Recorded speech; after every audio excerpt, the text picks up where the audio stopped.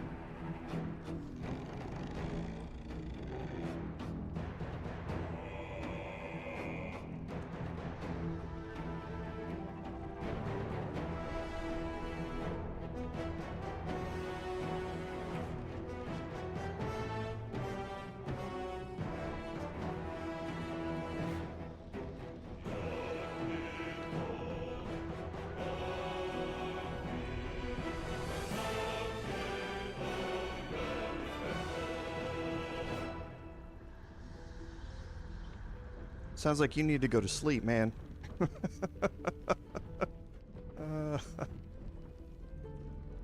I'm too old for that.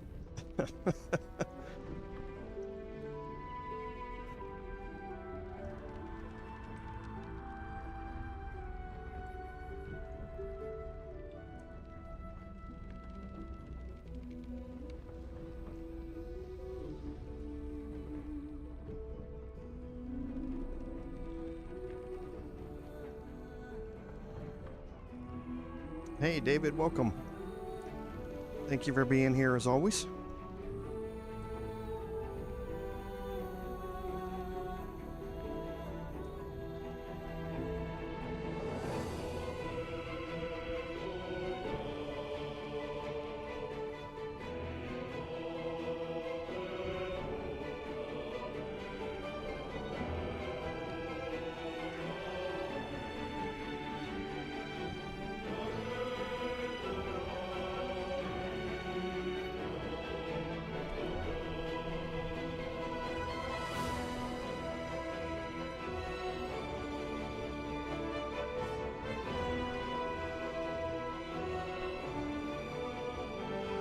Yeah, the days of me pulling all-nighters are over. There are occasions when I'm up until 1:30 in the morning or something if I'm really getting sucked into something, but yeah, those days are past me.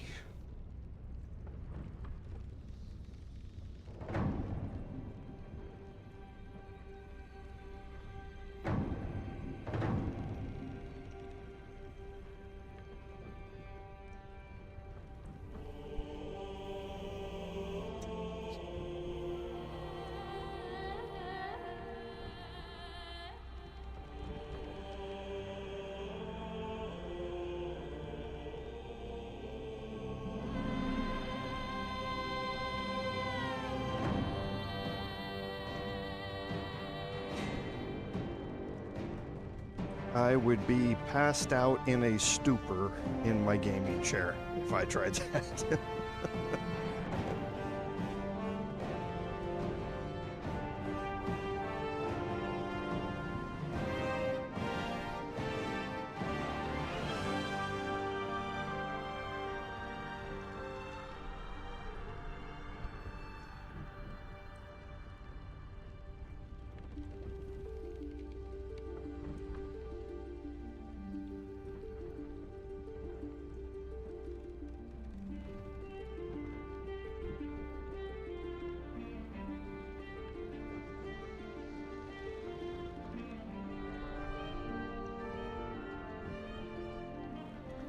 Welcome, everyone, to today's live stream, episode number 60 of our Baldur's Gate 3 Bard gameplay series. I'm Commander Jorval, and I want to thank you for coming along on our journey today. So, I don't think there's anything on admin notes, just the same as the Paladin, I guess. We are quickly coming to an end here in our live stream, and I think next week will be the last week of the Bard live stream. We have an hour here with Orin, and then 30 minutes or so of prep work for the final fight, and then that last hour and a half will be spent in the first couple of fights. Well, I guess the first 40 minutes will be spent in the Astral Prism, and then the last hour and 20 will be, or I guess the last 15 minutes will then be spent in the Upper City. So we should get a good start into the Upper City today. So we should be coming very close to the end of the live stream. So pay attention to the community tab and social media as I put up posts while we take a break afterward and figure out what we want to do next. So on our recap, at the end of last week's episode, we had finished up killing Sarevok. We actually saved Valeria this time, even though it cost us a bunch of DPS in our Astarian build. We did save Valeria and did Sarevok. So we've been prepping for Orin, and we will jump in here with us almost ready to go, I think. I'm going to take one quick look through my inventories just to make sure of that. And then we will have a fight against Orin here.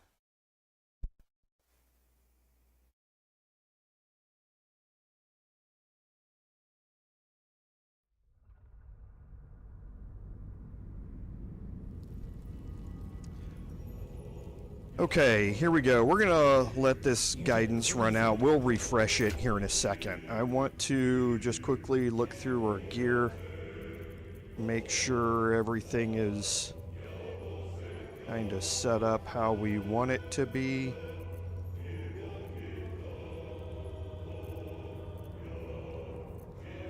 Okay, I think everything is okay. So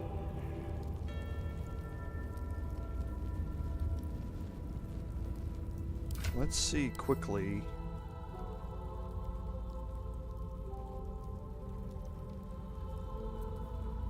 Okay, so not many.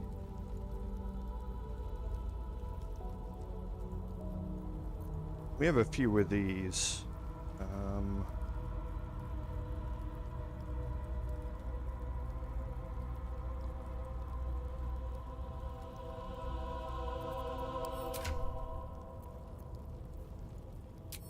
So yeah, I think I'll take one of those here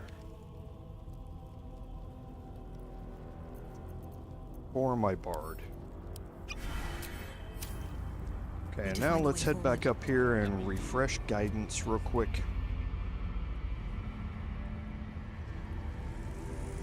I do still have Mark of the Shifter. Secrecy above all.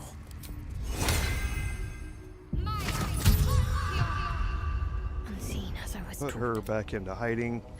Have to keep going. Like a prize piglet. And we'll head down in here and start a conversation. Quite right.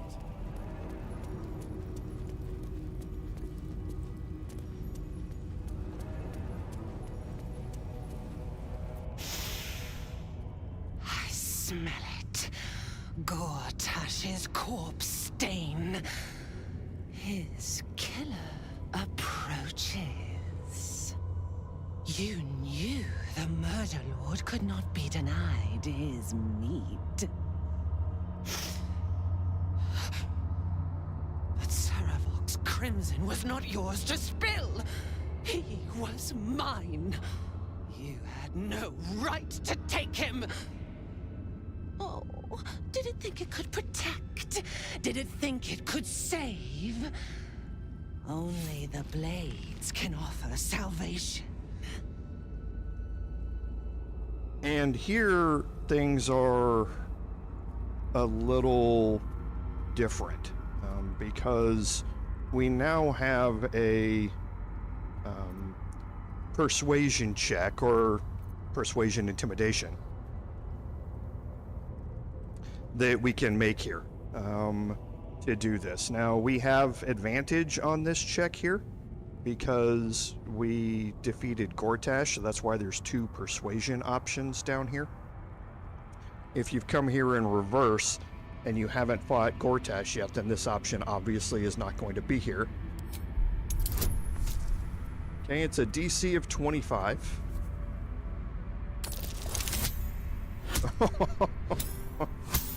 Thank goodness for advantage. You do not lie, underling. It is your blood I am destined to spill. Your death spit will stain these walls, little lamb. Oh, your murder should have been exquisite. A crypt-born effigy to greet Baal's bleeding dawn. And now it will be nothing. Come to me, Father. Set my flesh to your unholy purpose.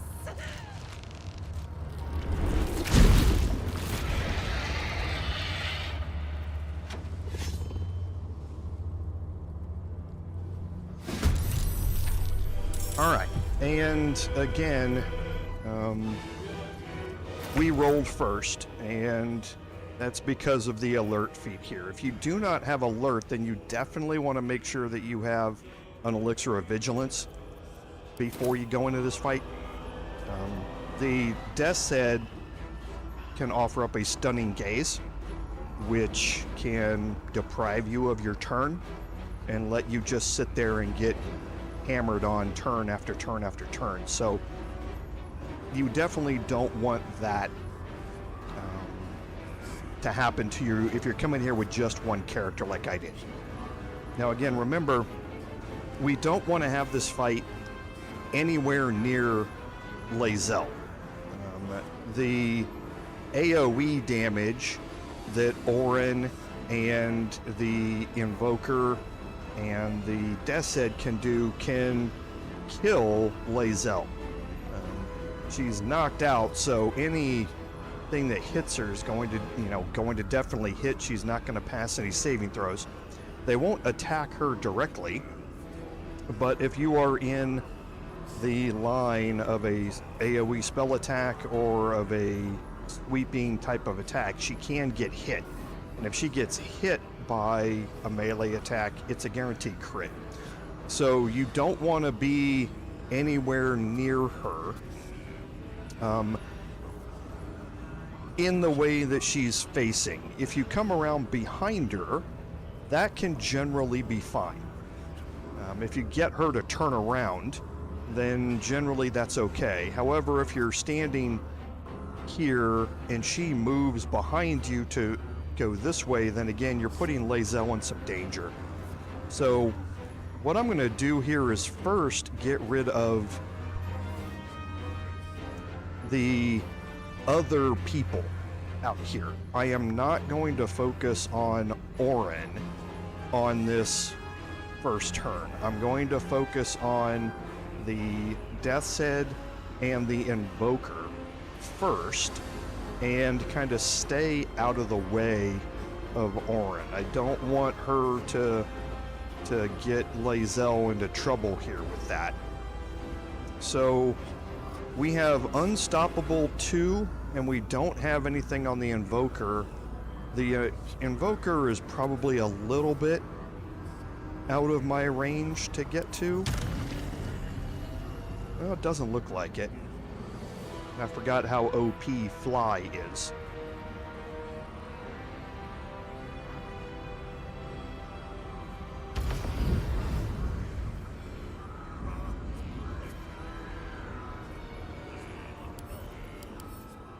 Okay, he has no resistances, so we're going to use our bonus action to throw out Hex.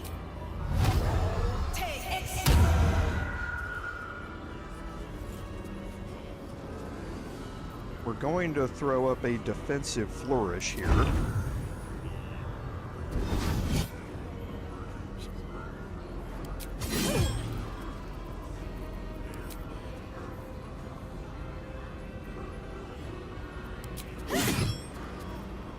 Okay, hopefully we get lucky here. Perfect. That's exactly what I wanted to see. Now I'm just gonna fly down here a little bit. Like I say, I'm gonna clear the field up front. Again, I'm not gonna worry about Orin at all here. So what I'm gonna do with the remainder of this is bring Kurz in here. Wonder if the gods are watching me.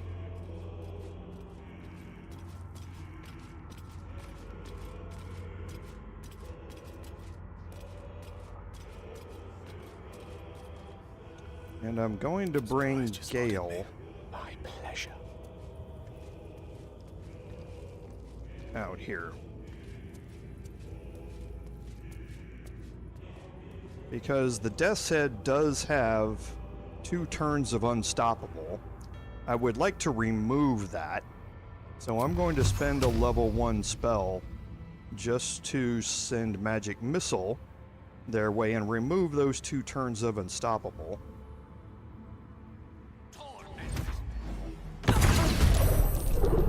Again, I don't care about and he's frozen for 2 turns. I think this is the first time we've actually seen frozen proc. They are incapacitated. So if it's dealt bludgeoning, thunder, or force damage, the ice shatters, ending the condition. But they are completely frozen up, can't take a turn, can't do anything like that. They are vulnerable to all of those types of damage, but as soon as you inflict one of those types, the condition's going to go away. Right? So now we're going to bring Kurz into this. Where did Gale roll on initiative? Okay, that's expected. Maybe we should stay crouched forever. My faith protects me. Just looking at something on Shadowheart real quick. Okay, so she still has Blade Barrier, so... Best think ahead or I'm lost. Because Kurz does not have Alert, but he's not using an elixir right now either. And I have elixirs of vigilance. Okay, so that's going to give him a +5 to his initiative roll.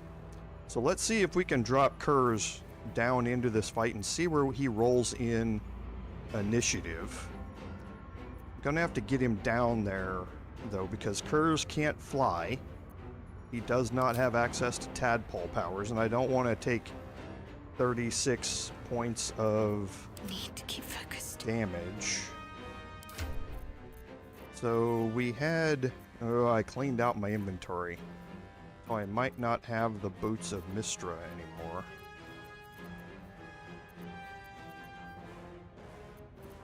Let's see... I do have a Potion of Featherfall. Don't mind me.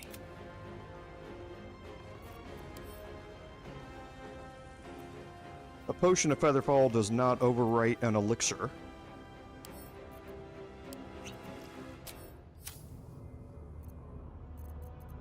So now let's jump him down in here.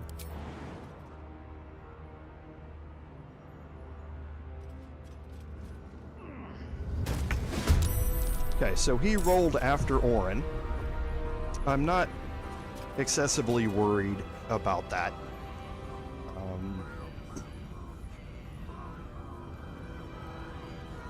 He still has a 24 armor class.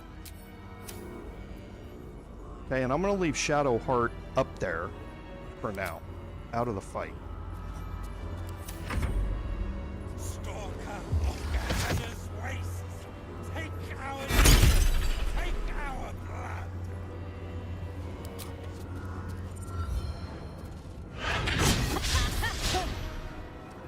And that is exactly why I used Defensive Flourish.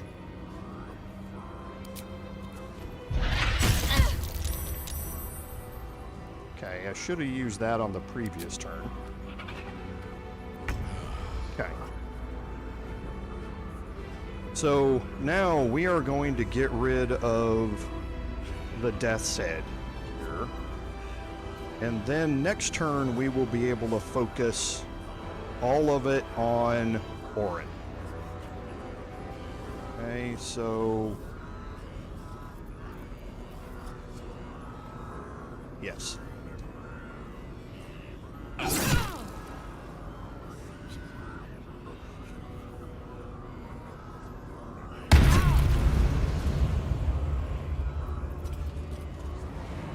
That's bludgeoning damage.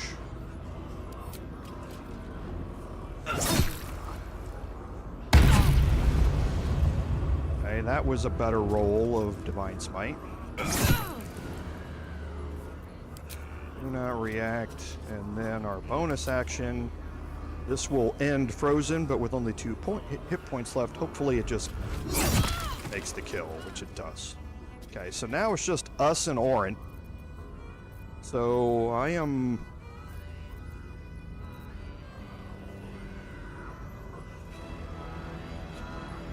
going to move myself kind of down here around the back. Because again, I want Orin going after my Bard. On my way. I'm going to save that action search.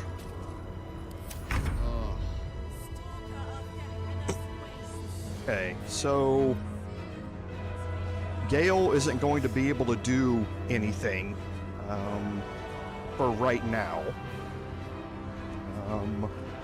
I am going to, because her Unstoppable resets here in a second with the boom. So once I remove it during at the start of the next turn, then I can make an attack with Gale. But for now, I need to get rid of her Unstoppable. There's no point in me doing it right now because the boon is just going to refresh it.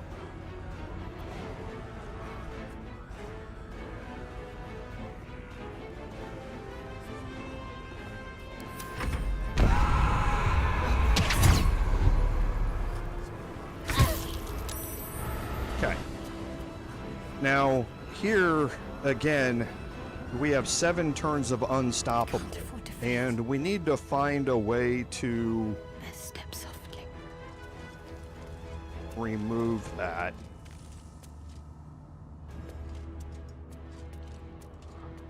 Okay. And we can do part of that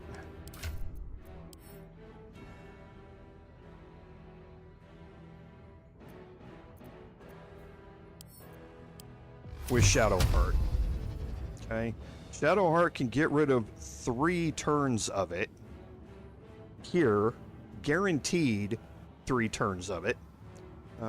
By casting Magic Missile from a scroll.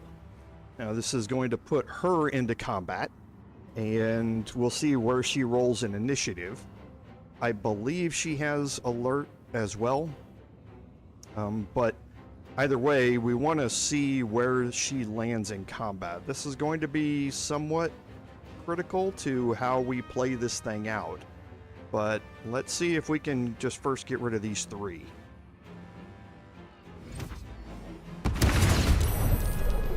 Okay, so she rolled back here with everybody else. That's not necessarily bad for us. So again, no resistances. So, but here I can't reapply Hex. And the reason I can't do that is I need to remove all of the rest of her turns of Unstoppable. That is my goal here, is to remove those 4 turns. I can't necessarily do that from here where I'm at, although I could use Slashing Flourished ranged,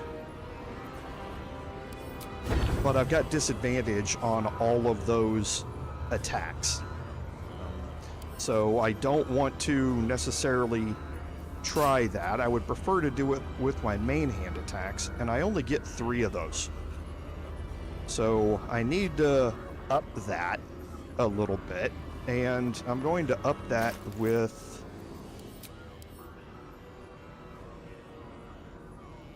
a potion of speed, and that's going to use my bonus action, and this is why I can't reapply haste.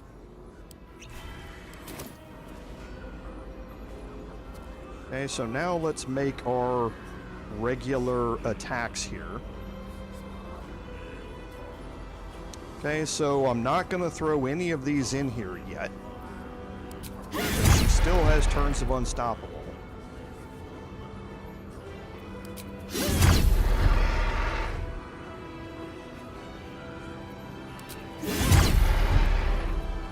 Okay, she still has 1 turn left of unstoppable.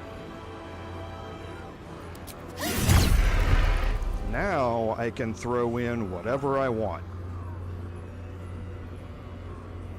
And I'm going to use a defensive flourish again.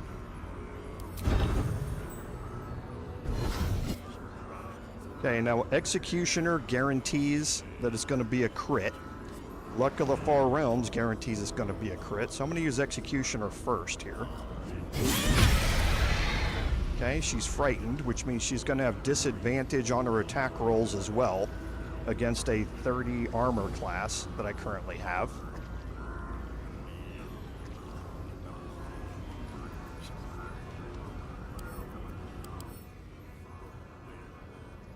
Okay, so she has revitalizing core. Yeah, that's right. She's also got 6 turns of Radiating Orb from Shadowheart. Another -6 to hit.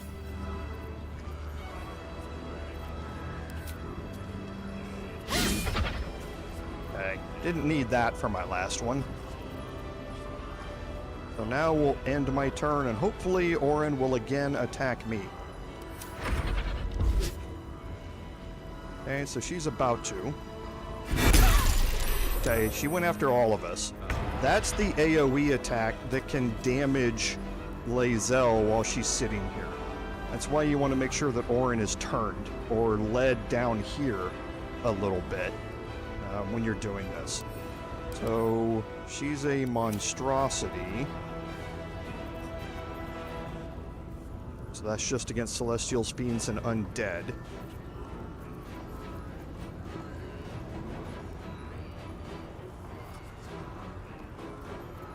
So let's go ahead and add Inquisitor's Might to this. Well, I might do better. That's just a straight 5 radiant damage. That's probably better than throwing X or something on top of it from an average perspective. So let's throw Inquisitor's Might here.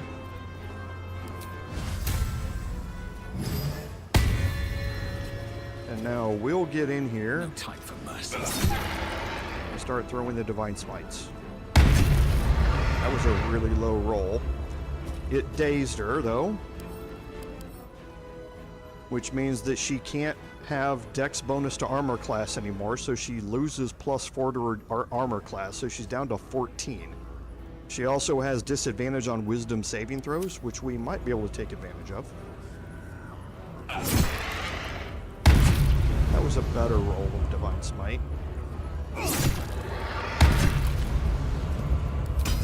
Action Surge.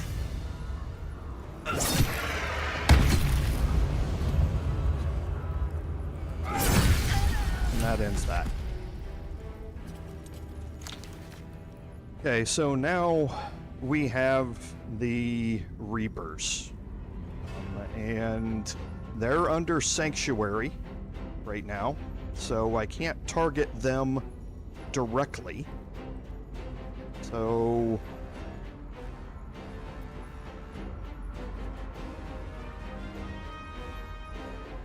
for now, I'm going to move up here next to my Bard.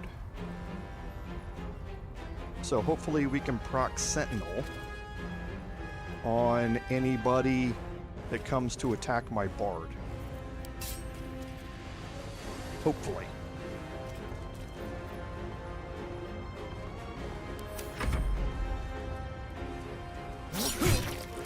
Or we can just do that. So we'll go with shield blow here. Perfect. I like prone.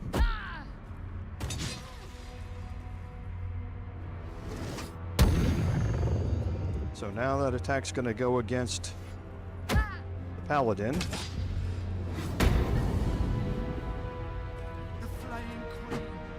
Okay. You want to throw all the way up there, that's fine. I prefer you go after Shadowheart than Gale. So I'll let that next one go. The Flaying Queen. That can go after me, that's fine. Take our strength. And now Gale. So do I still have the I'm a 32 armor class.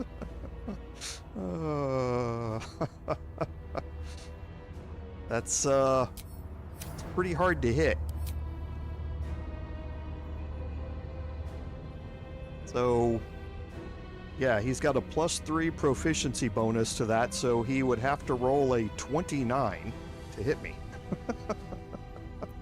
Good luck with that. Let me know how it works out. Okay, so for Gale here, again, the Sanctuary, we can damage them with AoE attacks. So we are probably...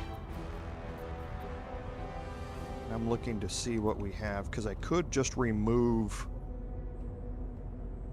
this Reaper entirely here.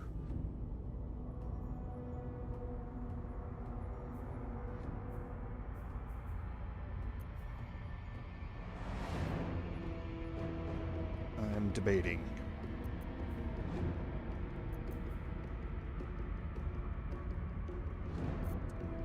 Because they're fairly weak, right? Yeah, they've only got a +1 to Constitution saves. But I think I'd still prefer to drop an Ice Storm. So let's see where they're at. There, I know that one. Here.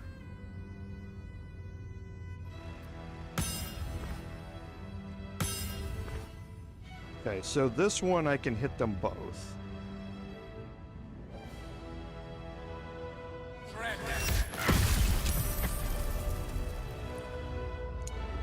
Okay, and that's going to bring the other one out of hiding.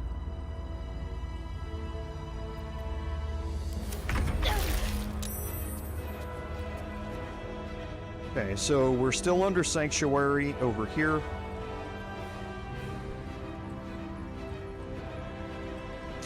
I would prefer to leave this one for my Paladin and move out here and try and find the other two that are invisible.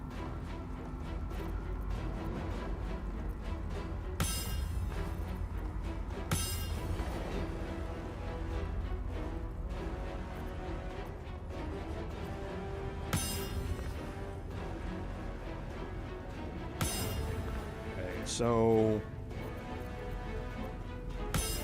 right here at the corner. Let's see if he passes his saving throw. Neither one of them did. So let's start going after them. So we'll reapply Hex here.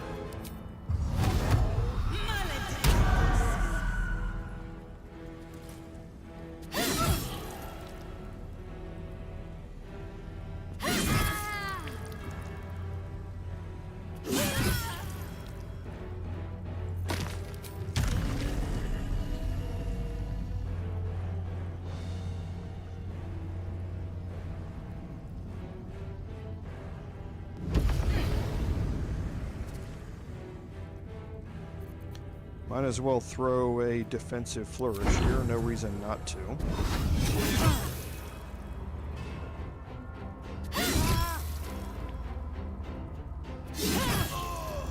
Perfect.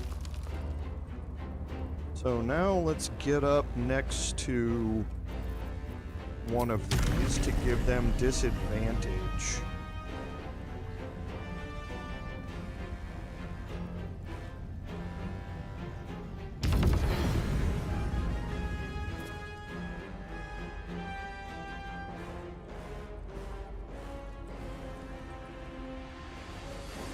On their attacks.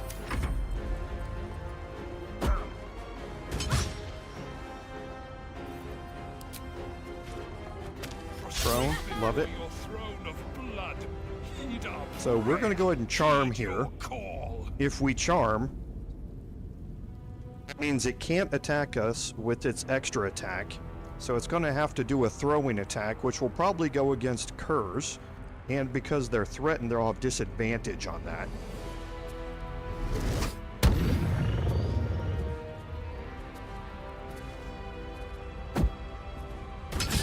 Just like that. And failed its throw. Well, let's get Kurz to remove this one.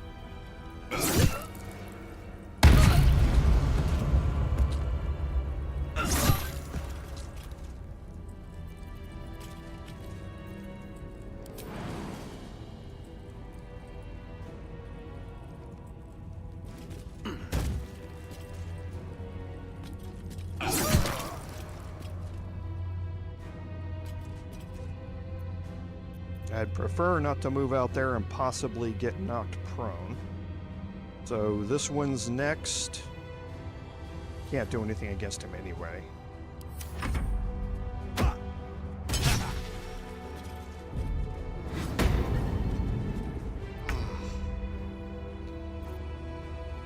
Okay, so for Shadowheart, I know where he's at.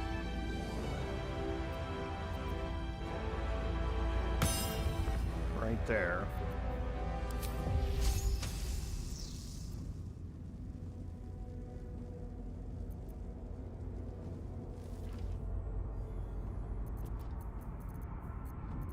My faith will protect me.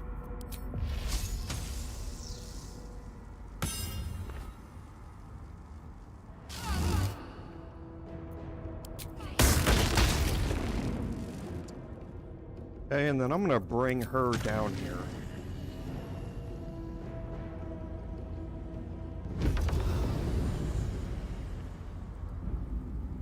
I don't think we're gonna need her, but I might as well. Creator, destroyer. For Gale, I can bring him down here as well.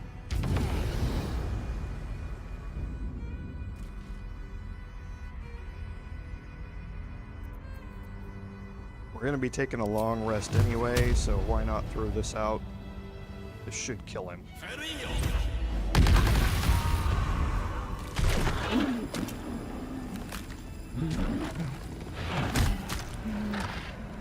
A metallic tang fills the air as the Slayer's form is drained of life. Ashes to ashes, blood to blood, you have robbed another god of his chosen.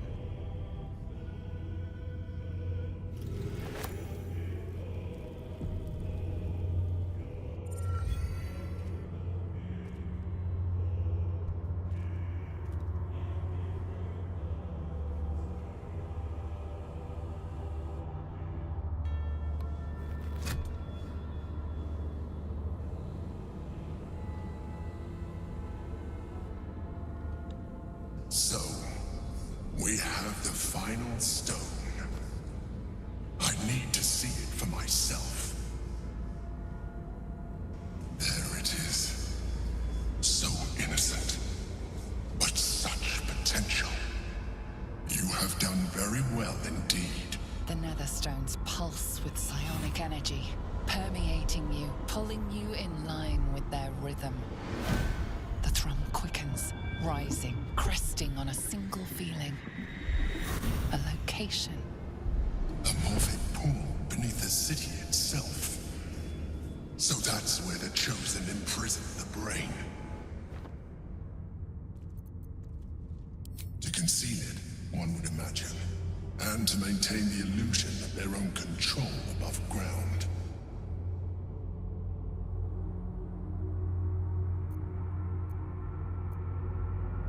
With the stones in hand, and the chosen dead, we stand as good a chance as we ever will. As to how good a chance that is, I cannot say. But I have hope.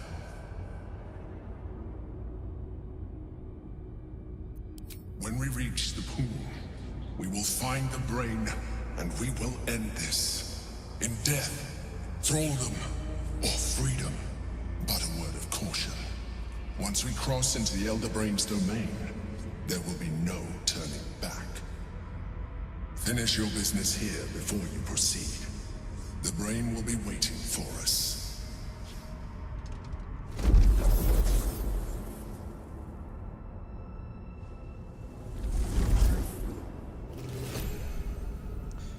Okay, so gonna get a couple of things. Our haste is gonna wear off. We're gonna become lethargic here, so I'll just wait for that to run off.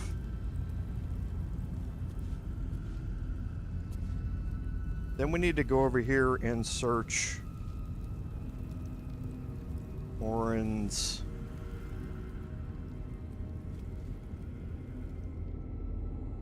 corpse.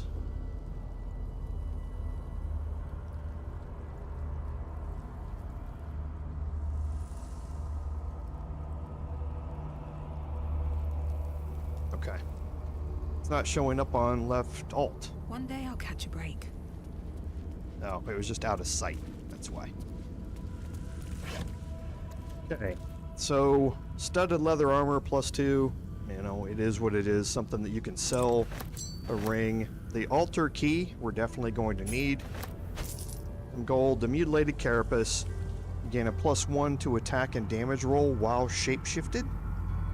Which can be nice. It's clothing, but however, if you're utilizing this for, you know, like an unclothed monk build, or I mean unarmored monk build or barbarian build, it can have an advantage there. +1 to armor class is always nice. The advantage on deception and persuasion checks is also really nice. It's also something to kind of keep in your back pocket, so that before you go into a conversation you know you're going to have, you can put this on and give yourself advantage on those checks. I don't think this playthrough is going to have any of those left to do, but like I say, it is something nice to have around. And last is Crimson Mischief. Now, Crimson Mischief is a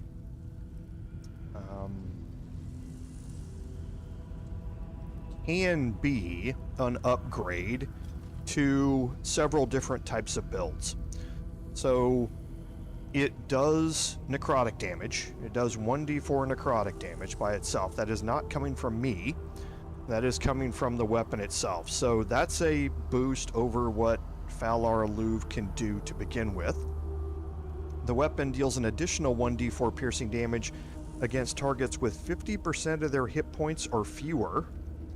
So again, if you've already gone after a target first or on your second attack, you're going to gain more damage. So that's 2d4 additional damage that I have. It's a +2 weapon enchantment, and then main hand only. When you make an attack with advantage, the target takes an additional 7 piercing damage.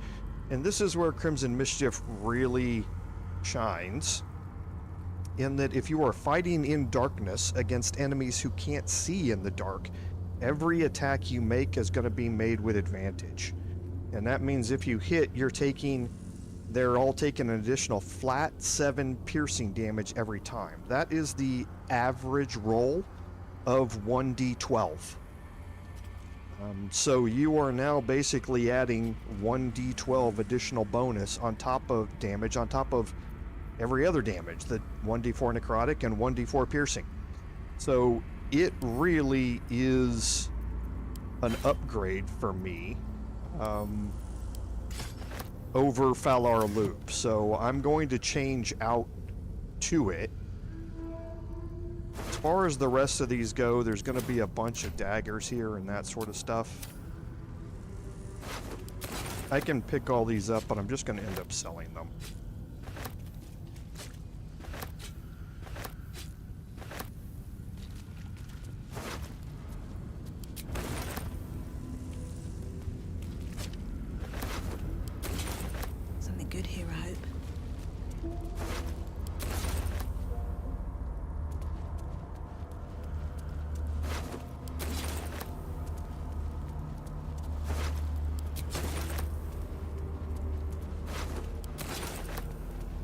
and the last one here. And now the altar. And again, we have the key to this. I'll give it a shot. My head is pounding. And we can talk to Lae'zel. To think I was taken captive by that disgusting creature. An error I'm glad you swiftly rectified. To camp. I will not let my guard slip again. I swear by Mother Gith's scion. Okay, so we safely rescued her, which obviously is a good thing. So, inside here, as I've said before, you can explore the rest of the separate area. There are various things that you can search up here and pick up, but nothing really game-changing or anything like that out of this. There's something... Okay, no, that's it. Okay, and we dig... That's what it was. We get Bloodthirst and Orin's Netherstone given to us after we killed her. Bloodthirst is a really nice dagger. The number you need to roll a critical hit is reduced by 1, which is always nice. The weapon enchantments +2. True Strike is a severe disappointment. True Strike gives you advantage on the next attack against a target, but with so many other ways to get advantage, True Strike is just never used in the end game, and it's probably not really utilized very much in the early game either. The thing that makes Bloodthirst really good is the Exploit Weakness trait. Creatures hit with this weapon receive vulnerability to piercing damage. So if you're attacking with this and you're using it in your main hand, then the offhand attack, if you're using, say, Crimson Mischief, if your offhand attack is piercing damage, which it is with Crimson Mischief, they're going to take double damage from that. Crimson Mischief and Bloodthirst work hand in hand with each other because they both have main hand and offhand only options. If you are using Bloodthirst as offhand, when a creature misses you with a melee attack, you may retaliate and gain True Strike. The riposte here is very similar to the Battlemaster selection for riposte, where if they miss you, you can make an attack in response. But offhand, it's, again, they're not vulnerable to piercing damage when they make it, which is what the main hand only version is. So if you swap Crimson Mischief to be your offhand, when you make an attack with your offhand weapon, you can add your ability modifier to the damage of the attack. Now, your ability modifier is whichever is the highest between your strength and your dex, because it's a finesse weapon. So if I'm taking an elixir, that would be adding a +6 right now to that damage. And that makes up for the 7 piercing damage that I would be having if this was in my main hand. Plus, if I'm using Bloodthirst in the main hand, they are now vulnerable to that type of damage. So the way to utilize this, if I sacrifice 3 armor class here,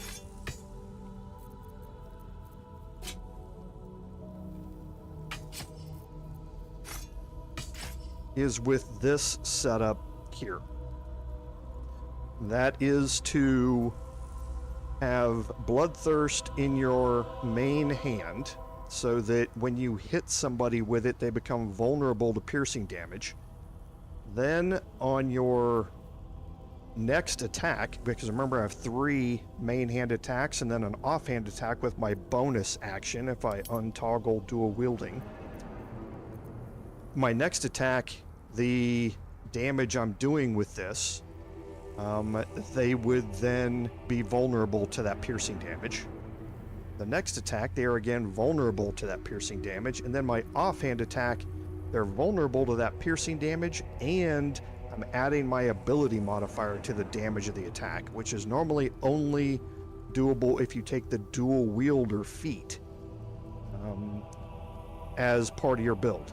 So this type of setup here works very, very good. I'm sacrificing some armor class to do it, of course, but I think a 23 is high enough for me to go through the rest of this with. And this also, again, doesn't mean I can still use Defensive Flourish with Bloodthirst when I do it. So I can still up that armor class by 4 to 27. It's not going to be, 30 or 32, depending upon what is procced, but it's still certainly high enough, I think, to keep me out of most high damage situations.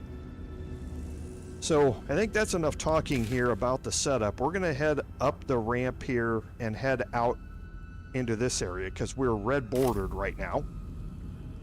And we can't fast travel from here.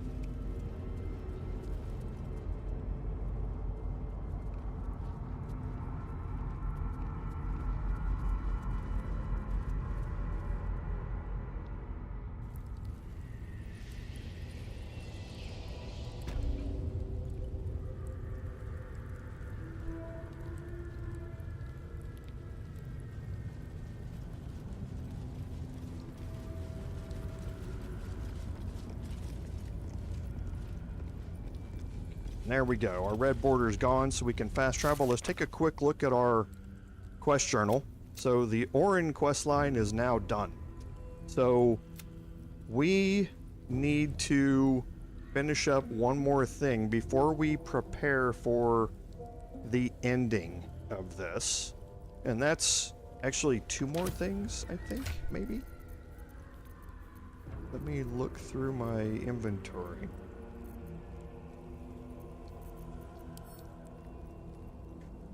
Okay, we must have already given Mole's contract back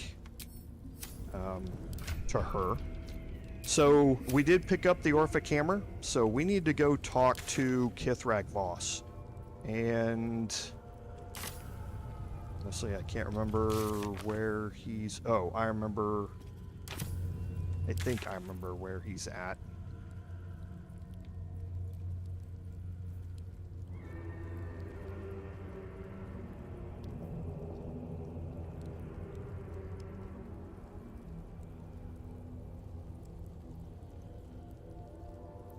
I thought...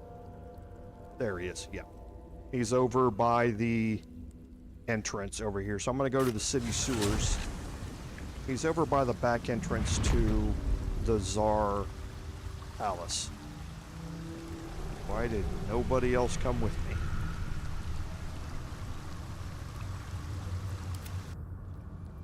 Did they not move far enough out to not be red bordered?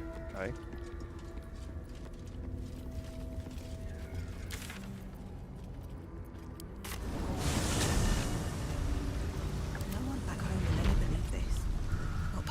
Before me.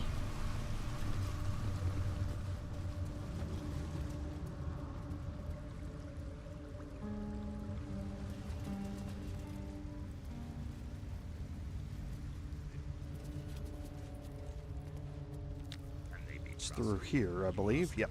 It is not a matter of can. It is a matter you've come. We await your good word. Have you brought the Orphic hammer? The Prince of the Comet is not dead. The Prince of the Comet will come again. The Prince of the Comet will liberate us from the Lich Queen's tyranny. The prophecy is one step closer to fruition. Among the Githyanki, one gift is esteemed above all others. The Silver Sword. Take it.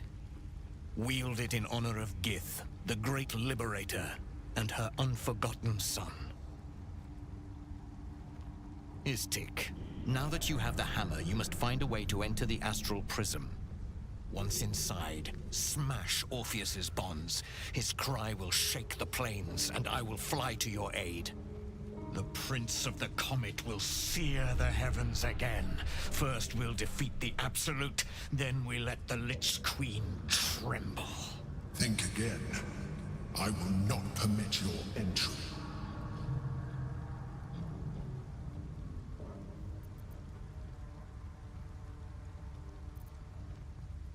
Questions, Istik? You seem to be lost in thought. The Prince of the Comet aches for Githyanki liberation more than he abhors Geich. He might seethe when you free him. He might gnash his teeth and slander your name. But he will see reason. I promise you. Yes, but you will meet this challenge, as you've met so many others. Istik, friend to Orpheus. Together we will end the Elder Brain which shakes this city. Then I turn my sights to Vlaakith, the Queen of Deceit. When you bring Okay, Prince and Orpheus for that, free, we're going to his get the psionic Silver crime Sword of will the alert Astral us. Plane. This I will is fly to your side. one of the Together, we best will fell the great Elder swords in Brain the and game. thwart the grand design. Baldurin's Giant Slayer being the other, especially when it's wielded by a Githyanki. Now, the thing about that is that you don't need a true Githyanki to do it. You can shapeshift into a Githyanki form and get all the benefits of this weapon. So, when wielded by a Githyanki, you do an additional 1d6 psychic damage, just straight up. Now, 1d6, as I've mentioned before, is a really high damage rider. It's normally 1d4. So, getting 1d6 is really, really nice. And I'll just accept this before I go through it.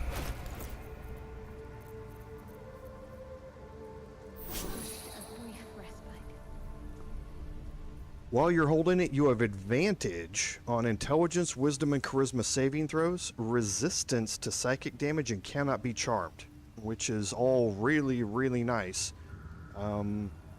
against illithid foes. It's a +3 weapon, and you do have Soulbreaker, just like on the Githyanki Captain's Greatsword from the Kresh that we went through earlier. So with the chance to, once per short rest, possibly stun your target for 2 turns, which is incredibly useful. So we're going to, and I probably should have done that with Lae'zel, but he wasn't in the party and I didn't want to go back to camp. Okay, so for now, if we look at our quest journal, that is now complete. We need to go talk to Lae'zel anyway here. So we're going to head back to camp and we're going to reorganize our party a little bit when we go back, because this is not the party composition that we are going to go into the final fights with.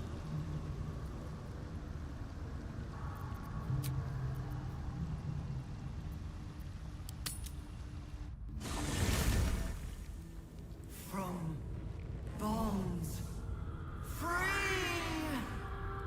no more slave. Liberators, saviors, pawns, dupes, fools, released, usefulness ended, targeted, killed, death unavoidable.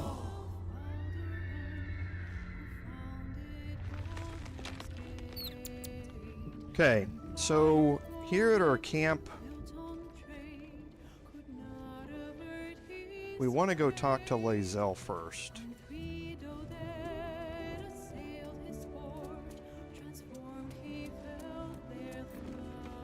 It is not in a Githyanki's nature to say thank you.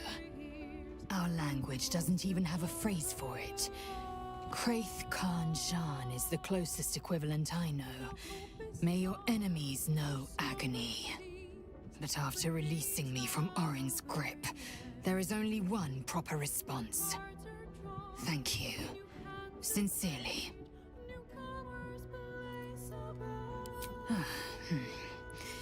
Well, good then. Let's carry on. Voss stands at the ready. All that remains is to return to the Astral Prism and break Orpheus free. How we get in remains to be seen.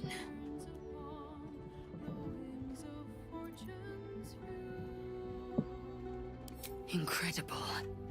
Since I was old enough to hold a blade, I've dreamt of wielding a silver sword. The swords cleave both meat and mind, body and brain. To swing one, mesmerizing. To be slain by one, agonizing. Everyone I bleed with a sword will be my tribute to Prince Orpheus. Might as well try and make this check. I don't have to.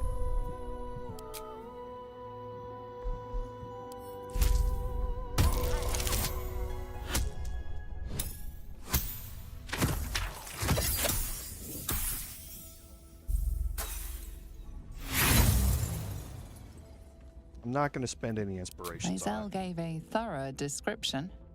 You can't think of more you would add.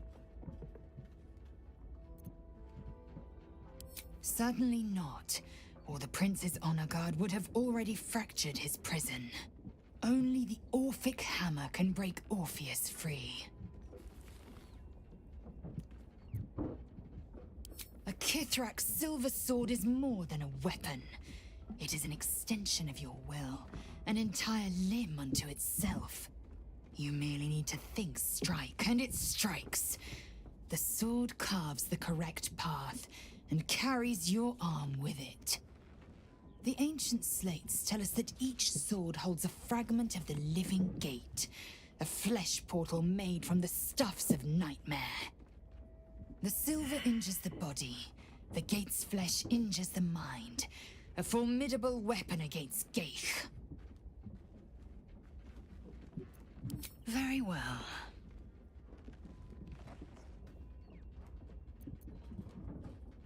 Yes, the hammer is ours! To think, Orpheus's release is within our grasp. When we next enter the Astral Prism, the Prince of the Comet will soar again.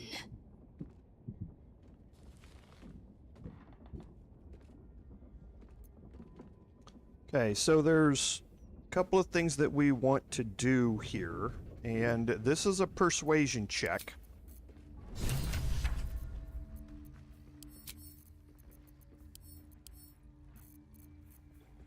We have something that gives us advantage on those checks.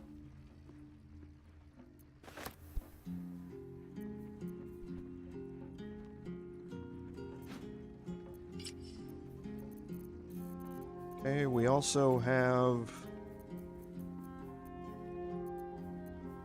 I might already have it on me. I do, the Ring of Geniality. We're going to put on the Mask of the Shifter.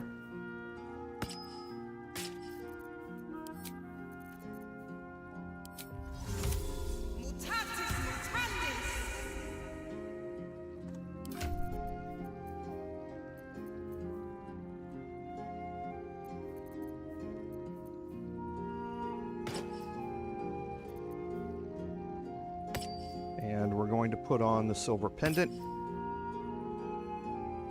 Now we're going to make a persuasion check against Lae'zel. Now these persuasion checks for Githyanki are pretty high, simply because Githyanki and the Gaik do not get along at all. So I wanted to make sure that I was buffed up on the persuasion checks here before I went into this. Is something burdening you? Because I want to convince her to take the Astral Touch Tadpole. It also promises to break us beyond repair. This ossified parasite does not make us more, but less. Do you not feel the cold where once there was heat? The void where your soul once resided?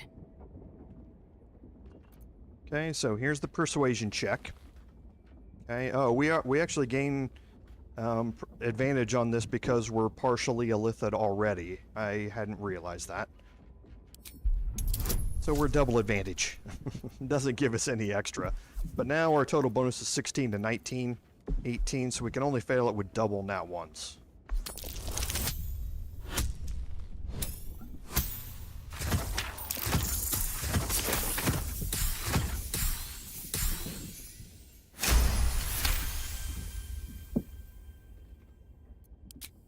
Galik, the Elderbrain.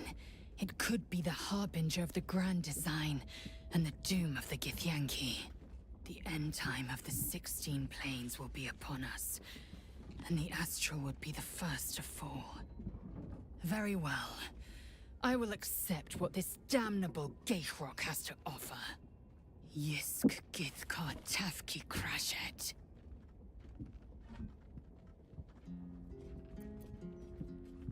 Make space, and my might is yours. And we're gonna have Shadowheart stay behind here. Good. Our victory is most certain.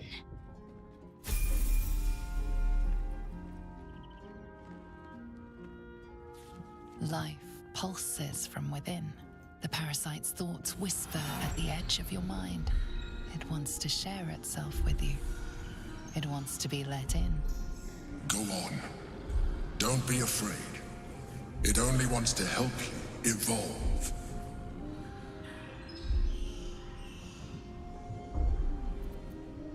A coldness seeps through your veins as the tadpole awakens. Its yearning almost unbearable. Your mind is a veritable feast. The tadpole's essence courses through you. Where it touches, your flesh, glands, organs contract and flood with pure thought. You feel different. Your body has never felt more connected. Your mind present in every flex of a joint or muscle. Perhaps, once the others see what you can do, they will consider trying it for themselves.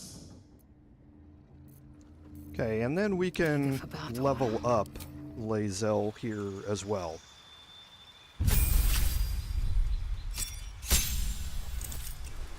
Okay, so for Lae'zel, we've been continuously leveling her up as a Battlemaster fighter, and we're going to continue to do that here. So we have Great Weapon Master and Alert with her already chosen.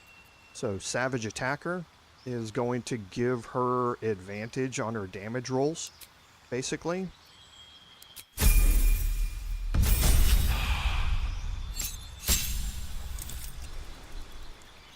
So here is Indomitable, so she has advantage on her saving throws now.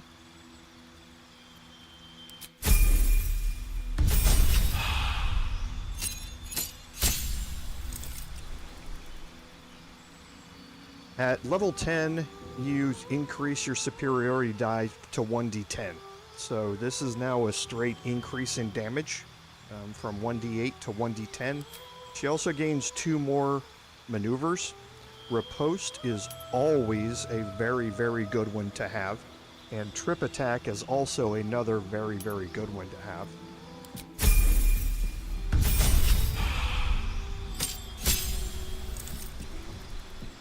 At level 11, she gets her 3rd attack, basically. And this is why I didn't need to multi-class her with Warlock to gain that extra attack. Because here at level 11, she gains a 3rd attack with this. This is a fighter-specific thing that happens at level 11, but a very, very powerful one to have.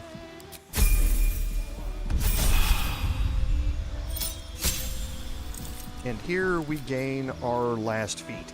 So for the last feat, there are a few different things that you can choose to do. So for her, Tough is the choice that I'm going to go with. I don't care very much about her strength because I'm going to be giving her an elixir of Cloud Giant strength to be able to counteract that.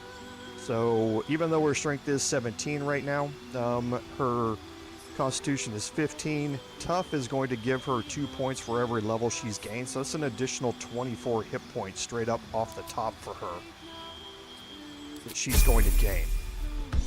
And that really makes her quite a bit stronger at her level. So, so now we have two people that are well over 100 here. They are both very, very good damage dealers. So for her equipment that we're going to use, I'm going to make a couple of changes in how things work. The Adamantine Splint is nice. It's an 18 armor class, though. So now I think I would prefer to swap back out the Helldusk armor here onto Lae'zel and go now back to using the Robe of the Weave on Gale. Okay. There are just too many good benefits that she can gain out of this to not have it on one of my frontline damage dealing characters, so to speak. So let's go ahead and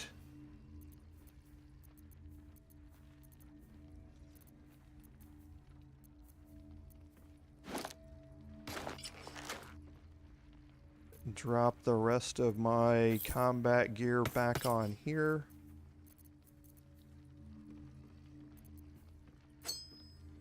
No. Killer Sweetheart goes here. Okay. And now for the rest of her. So targets having disadvantage on saving throws against your maneuver and weapon actions is incredibly useful.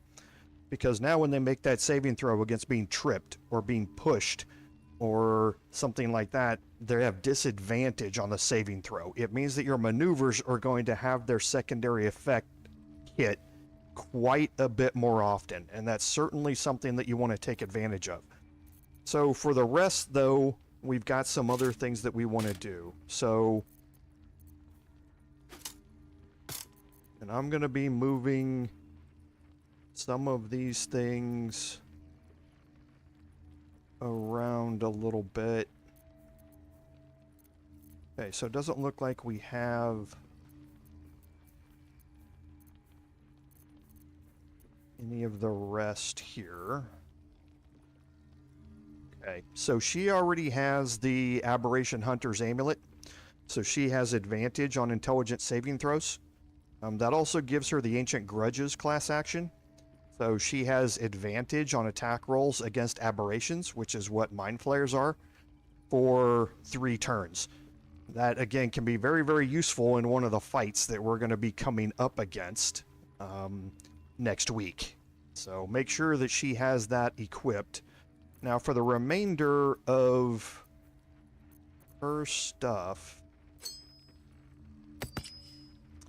remember, we have a weapon action here that can stun a target. Now we have another action with Ghoulish Touch that can also stun a target. So Lae'zel is going to be one of our frontline debilitating people, so to speak. And now we're going to look at the rest. I hate dragging this around. At the rest, because we need a ranged weapon here, even though we're probably not going to use it very much.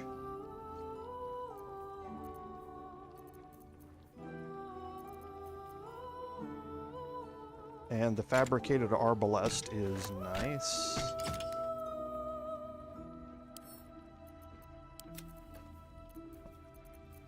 Okay, so we need a helmet, and there's a specific helmet that I have in mind for her.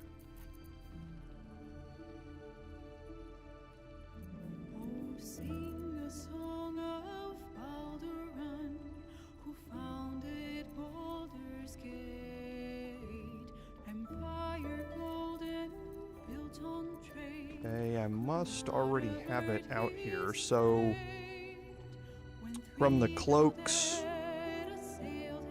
doesn't really matter. None of these are going to be very useful.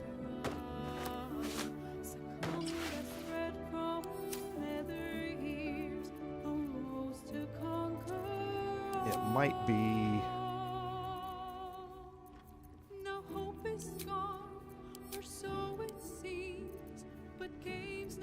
on, yes. Okay, so the Helldusk helmet we need to have on Lae'zel. We're going to be fighting in darkness, and she can't see in darkness, so we need to give her the ability to do that. I don't think any of the rest of these are needed, but we are going to swap out some of these other things onto her. And we're also going to make sure, oh, I forgot, we've got Gaunter Mail over here as well. So yeah, we'll probably swap out the Shield of Devotion or Viconia's Walking Fortress here, since Shadowheart's not going to be with us. And we'll swap Gaunter Mail here.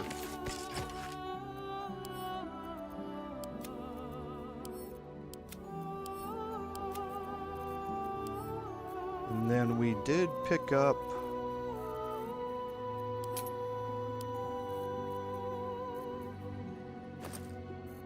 the items here that belonged to Lae'zel previously. And we definitely want to have the Githyanki egg in her inventory. Okay.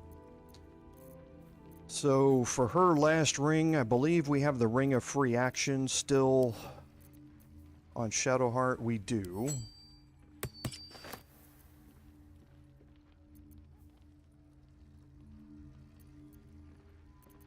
Okay, and I think that's all. Take the periaptive wound closure. Okay. All right, so now we need to take care of one other thing before we start clearing our inventory and getting ready to head out. I should speak up. And that is, we're going to bring a camp follower in. Spins along as it should. Dost thou require a new ally? Oh, very well. Impossible. Thy party is full.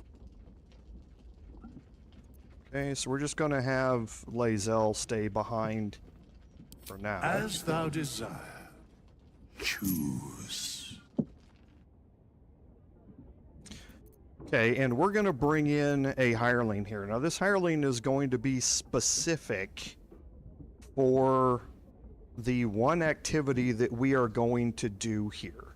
And it's going to be a very particular build that we put together. We're just going to pick Sir Fuzzalump here. He's a wizard. That doesn't really matter as far as what we're going to do. Okay, we're going to respec him. Fate spin. That was wrong. A new I have a lot here. on my mind. And, well, eat it. I shall be here in thy camp. As thou desire. Okay, and we're going to start him as a bard. There's a particular reason for this. As we go through this, your spell selection doesn't matter as much, or your ability scores. The only thing that matters, the only things that matter for us here are wisdom and intelligence.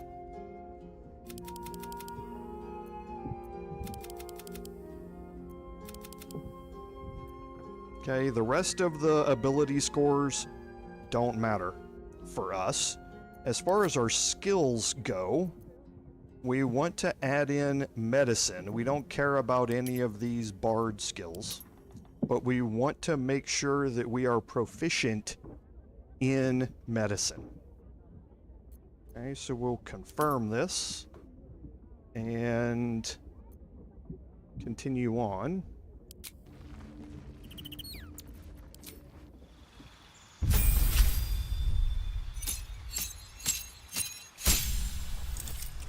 Okay, so our level up gets us Jack of all trades, which is going to add half your proficiency bonus to ability checks, which again is going to help us out.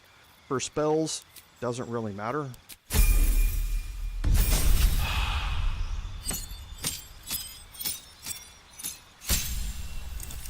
Level 3 is important for us because we want to give ourselves expertise in medicine. As far as the rest of it goes, we do not care.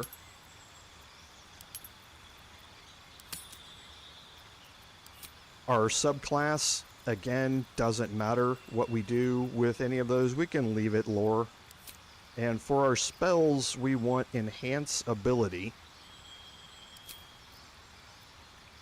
And we're going to up this to level 4 just so we can take our feat. Okay, so cantrips don't matter. Again, spells don't matter. Our feat is going to be ability improvement. And we're going to up that into wisdom.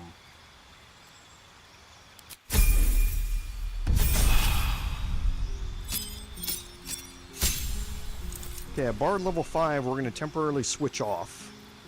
And we're going to add in wizard. Okay, again, our cantrips don't matter in the slightest. Our spells, again, don't matter.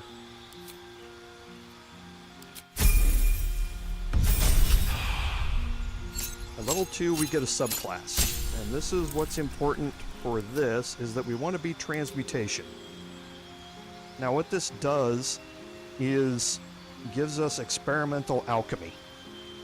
You can brew 2 alchemical solutions instead of 1 when combining extracts, if you succeed a DC 15 medicine check.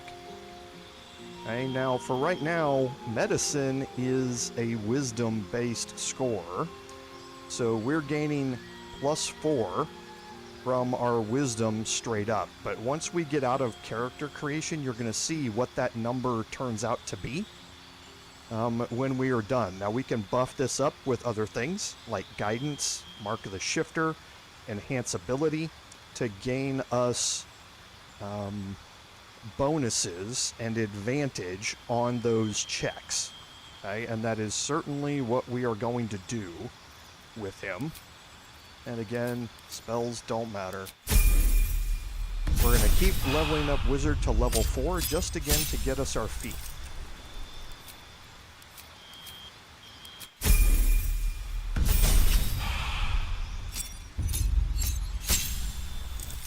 Okay, and at level 4, again, our ability improvement is going to come in.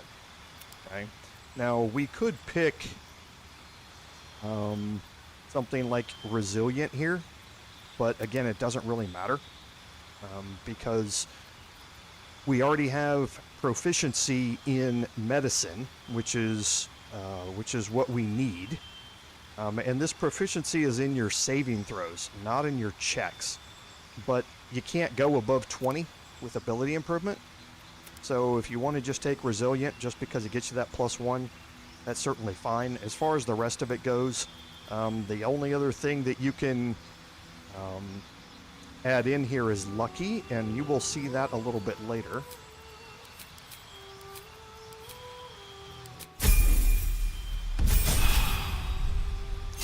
And now we're going to switch back to bard.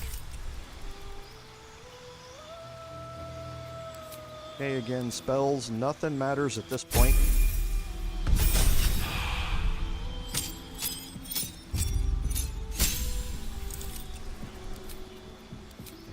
Okay, we gained magical secrets, but again, that doesn't matter for us.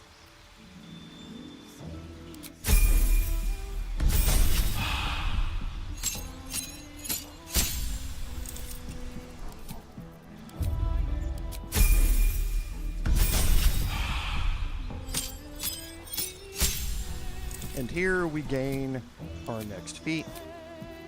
And here we're going to take Lucky.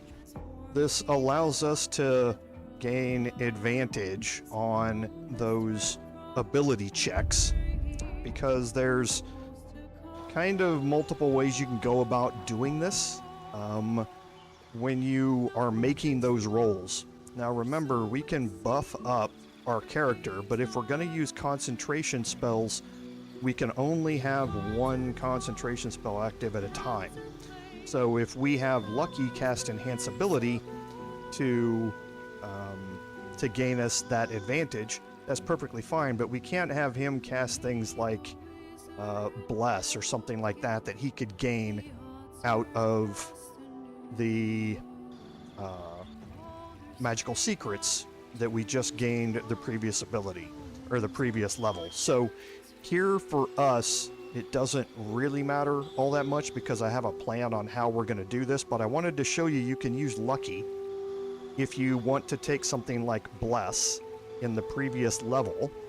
Then that's a concentration spell, meaning you cannot use Enhance ability, and this is where Lucky would give you advantage on those ability checks while you're going into it.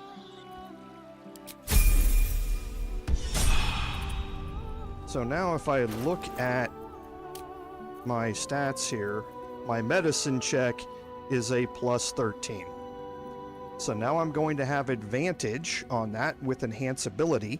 So now the only way I can fail the medicine check is by rolling double nat ones. Okay, which is an incredibly small percentage. So I feel fairly safe now in that Sir Fuzzlump is going to be able to roll 2 elixirs for every time we do this. And as such, I'm going to transfer all of these over to him. Let's go through our characters first. Make sure we have all of our crafting ingredients out.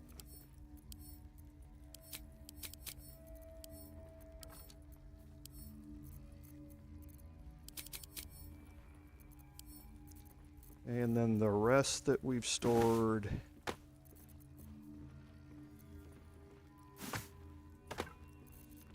Okay.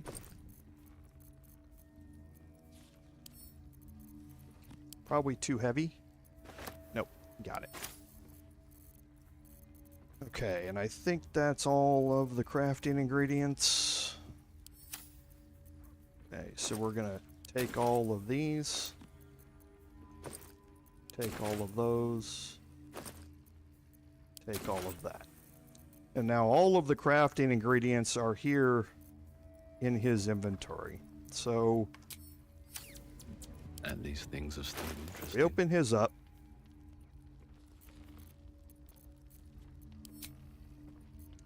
Okay, and what we're going to do is cast Enhance ability, and we're going to cast that on Owl's Wisdom to gain advantage on wisdom checks.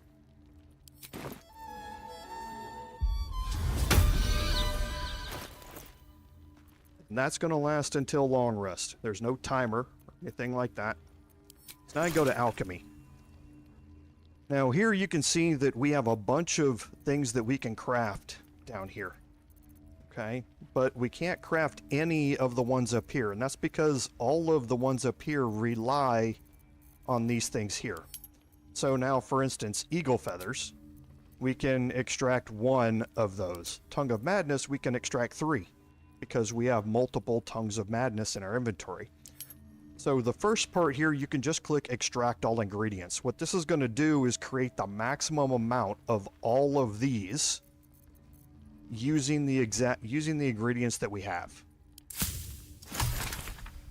And now that we've done it, you can see that we're not able to craft any more down here, but now all of these have opened up. So now we can start looking through the potions here, the elixirs, grenades, and coatings, and see what we want to craft. And I want to start with elixirs first.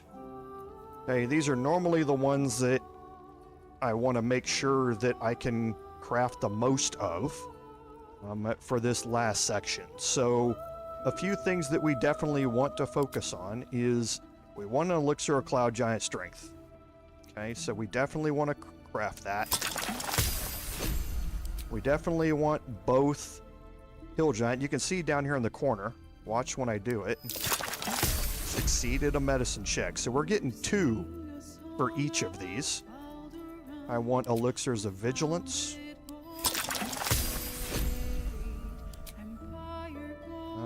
And then let me look through elixir of psychic resistance.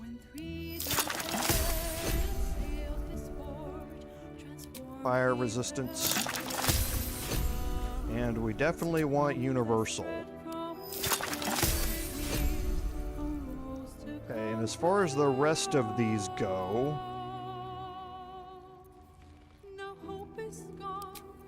I'll take as many superior arcane cultivations, or as many of these as I can get.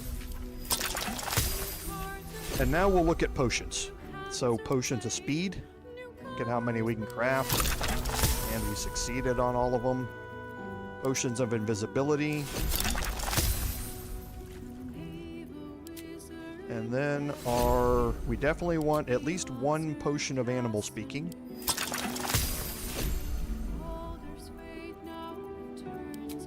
Superior healing. Greater healing.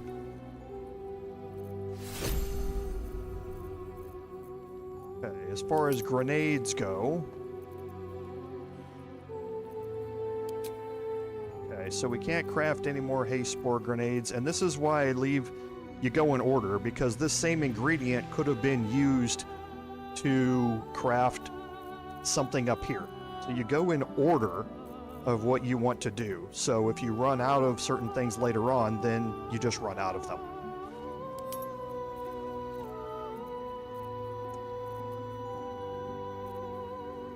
Okay, so I think that's probably it that I want.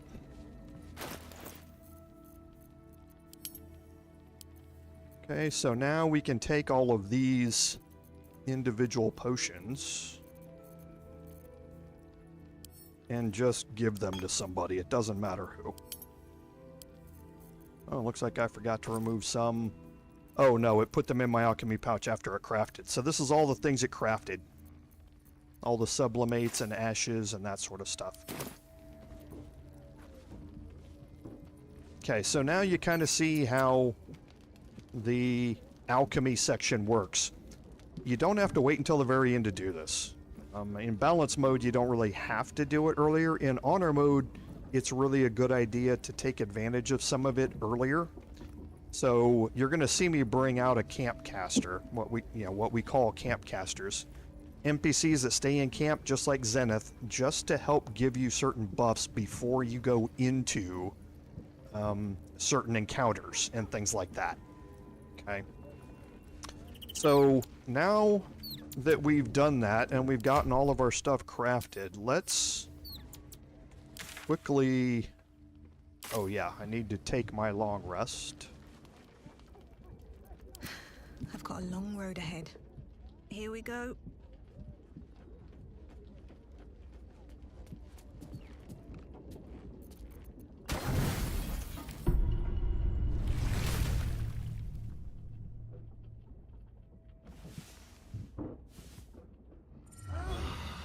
And do we need to reset our party?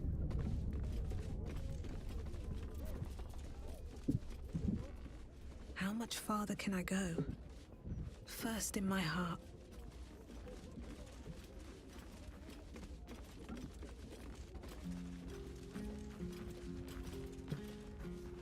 And yes, I'm moving real slow because all the potions I'm carrying.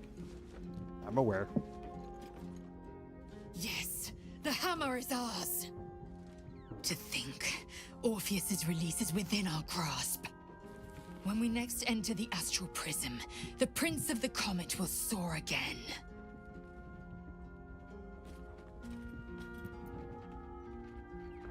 The air grows ever warmer, the hum of life within it louder.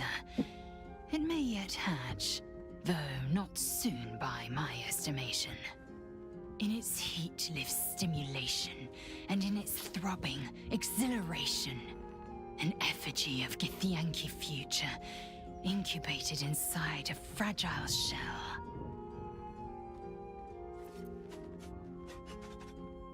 Only if you want me to roast you over a campfire, using my blade as a spit. But it is true that I feel some manner of responsibility for this unhatched whelp. After we free Orpheus, we can revisit the matter. If the egg hatches beforehand, well, we will shield it from the Lich Queen's zealots. Whatever may come, I will not let Vlaakith poison the fledgling with lies. Okay, so while we're here, we want to do a couple of last things as far as outfitting goes, because I'm pretty sure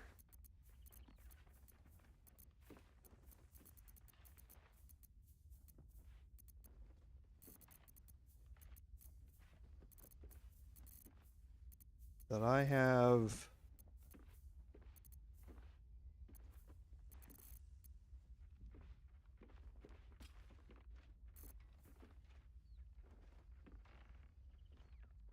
yes, better armor than this.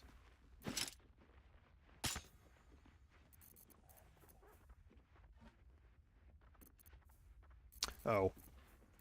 Yeah, because I am currently carrying way more than I should. No, I'm not.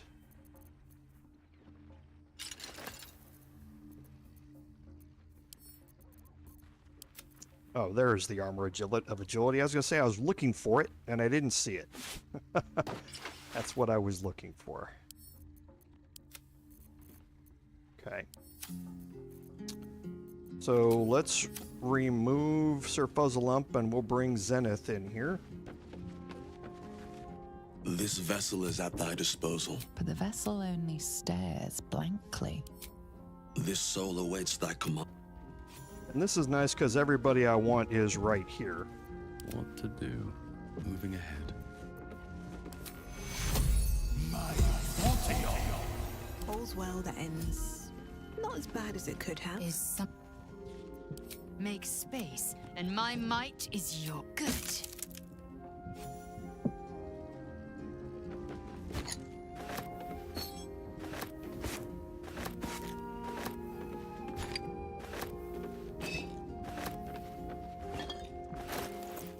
Okay, and the last thing that we're going to do is head out of here. And we're going to head to the lower city central wall. And we're just going to sell a bunch of stuff, and then we're going to clear everything out of our inventories that we don't need. Breathe deep and move. What's up for discussion? Easier to don some armor than learn to swing a sword. If you can manage the So extra all of weight, these that daggers is. and everything go away.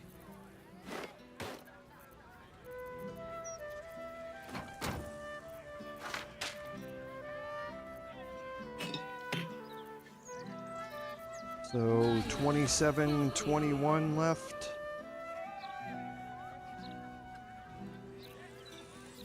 I should probably instead drop one of those off, drop two of those off.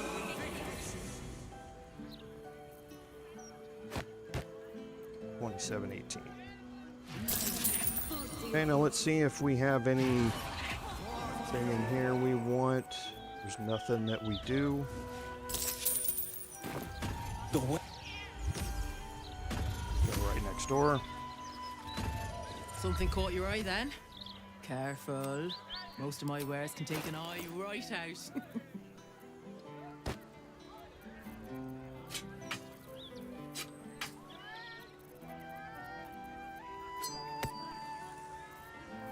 Okay, now here we're going to be looking for a couple. So Aberration Slaying Arrows are great for the fight that are coming up. Dragon Slaying Arrows are great. Arrows of Many Targets are always really good. The Humanoid Slaying. Yeah, we can use those as well. The smoke powder arrows are very nice.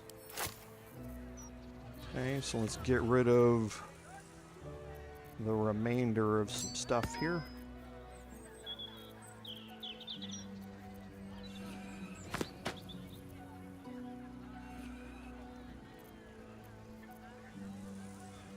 Okay, and I believe that's everything. Do we have any trash? We do not. There's 689 left, not enough for us to do anything with. Trade's booming. Folk are scared.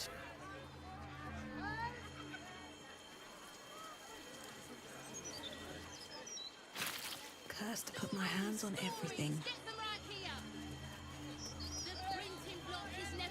Go in here real quick. Hop, hop. Yes, Talk to love. Dareth. It's you. I never forget a face. Welcome to Bone Cloaks. Doors are still open thanks to that noble stock you helped us with. We've even enough left over to keep ourselves fed. Not that Balin's worth the gold it takes to keep him fattened up. Anyway, we can knock a little off the top if you've a mind to buy. Take your pick. And this is the first time that we've met with Dareth, but there's something important about Dareth. Remember, we gave her the noble stock in this playthrough. That means we can buy noble stocks from her now. Okay? She has a limited number of them, but you can refresh them by leveling up or taking more long rests. They're only 75 apiece. However, they are incredibly powerful. And you save these for the end game. It restores a creature to full health and removes all conditions that negatively affect it when consumed. So an incredibly powerful healing elixir, basically.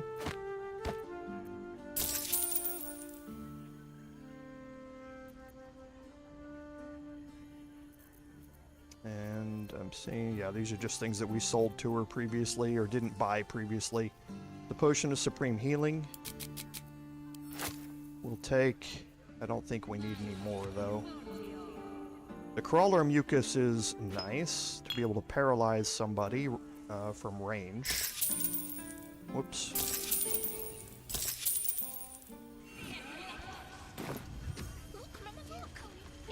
Okay, and last thing that we're gonna do is just clean things up. So all of this here. Valar Alluve.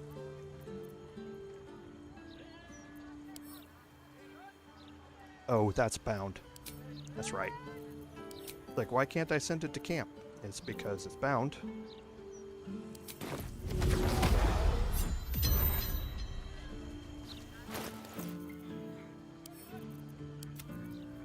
Okay, we're going to keep the Mask of the Shapeshifter.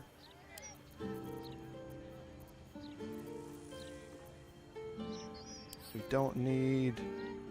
I don't think we need it. It's relatively light, so I'm going to keep it.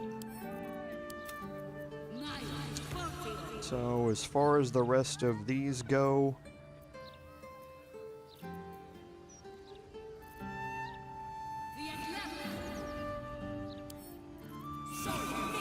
don't need them. Gonna keep the Ring of Geniality.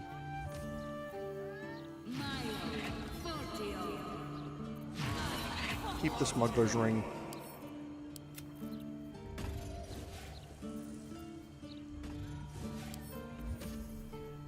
I'm actually going to keep the Boots of Brilliance just so I can restore my Bardic Inspiration if I need it. I don't think I'm going to, but no reason not to keep it. Keep the Amulet of Misty Step.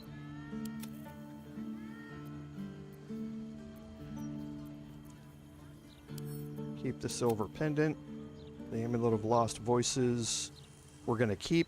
I don't think we'll... Actually, we might need it. So we'll keep that, because Shadow Heart's no longer with us to cast Speak with the Dead.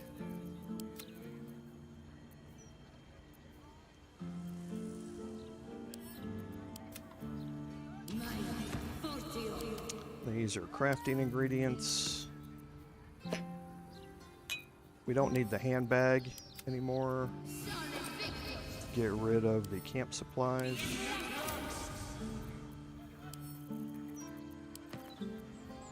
And we don't need the Quantum detector anymore.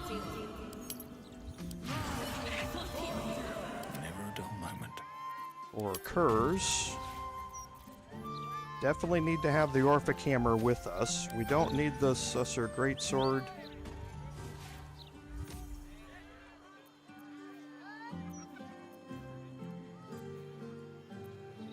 Okay, so we'll keep the Caustic Band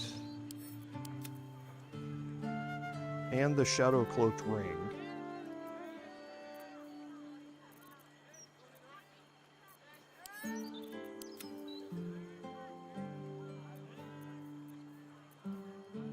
And the rest of these can go. Direct me. Okay, for Gale, we're not going to be using the Snowburst Ring anymore, or the Watcher Shield.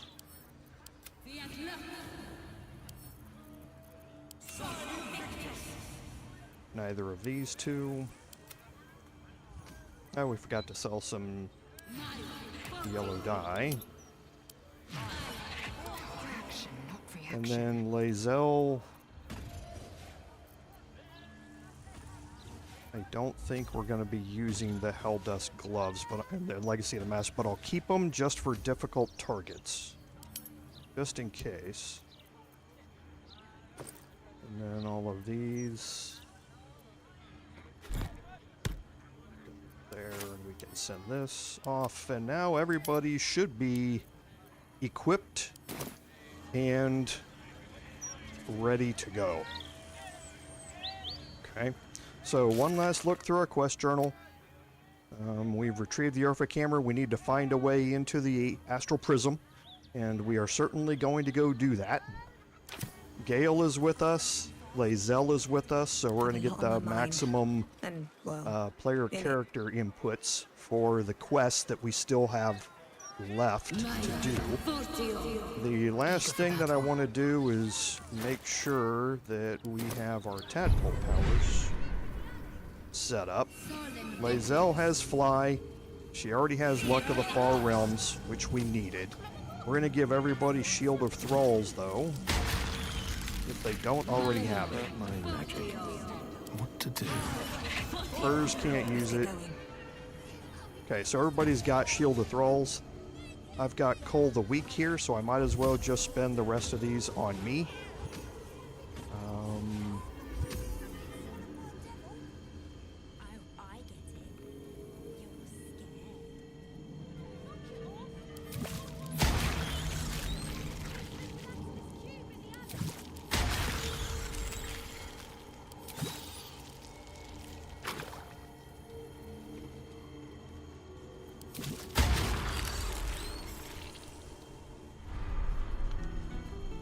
Alright, and now we're going to head to the Morphic pool dock.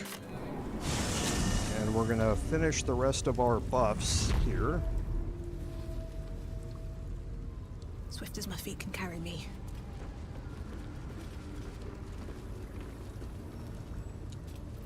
Okay, so... with animals... Long Strider. Oh, enough waiting. Lae'zel has the Drake Throat Glaive, and I actually need to move that to Gale. Lovely day this. But now. Lae'zel's currently got Gaunter Mail on her back, so we want to make sure that she has the silver sword of the astral plane on her back, which she does now. The air is ripe with magic. Gale will swap to the Drake Throw Glaive. We'll add cold damage. Top of that. And then re-equip his 2. And then Gale will get his charges up. He's a level 9 wizard, so that's an 18 max.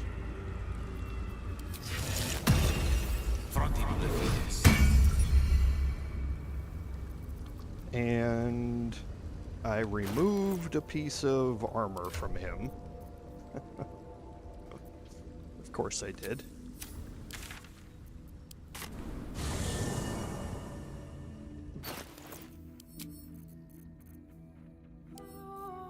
He needs to have a piece of armor that he carries so it removes the mage armor buff.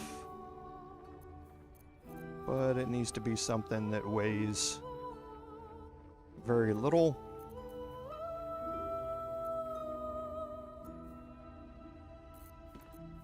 I think that's about as best as I'm going to get.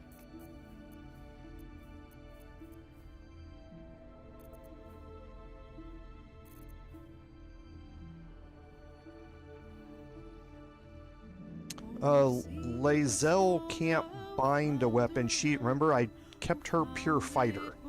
I did not multi-class her because I gave her a helmet that's going to allow her to fight in darkness. So she doesn't have a warlock multi-class to be able to bind her weapon. But yes, that's good looking out though. But yeah, she's perfectly fine just with the silver sword of the astral plane. Now this is unlocked. I need to put this in here.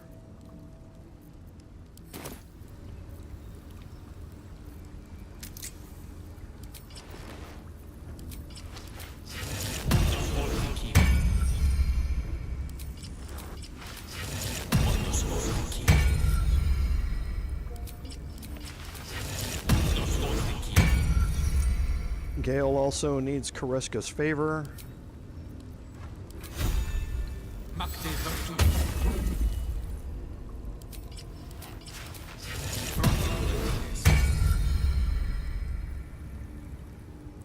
And he's at 14, so one more.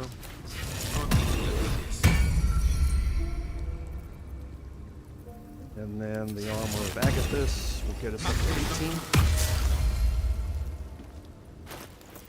And then he's going to swap to the Robe of the Weave. That's going to remove armor of Agathis.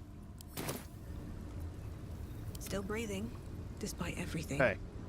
And Best be on my as way. always, we are going to drop a save here, because this is a point of no return.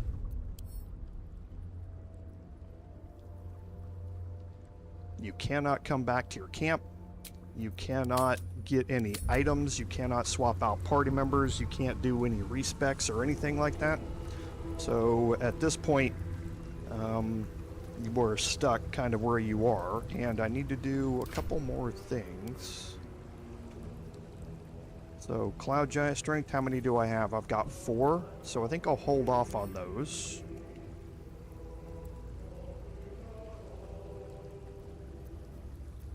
Okay, so I still have enough of these, so I'm going to give Lae'zel one.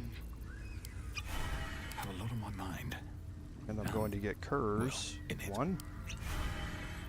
All right. What now? And I'll just overwrite that save. Forgot about those.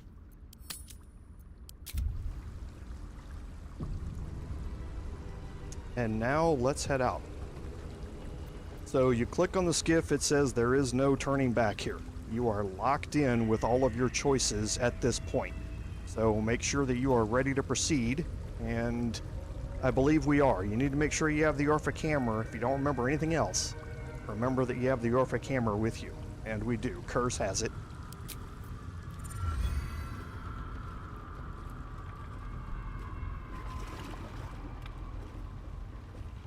Pristine darkness in every direction.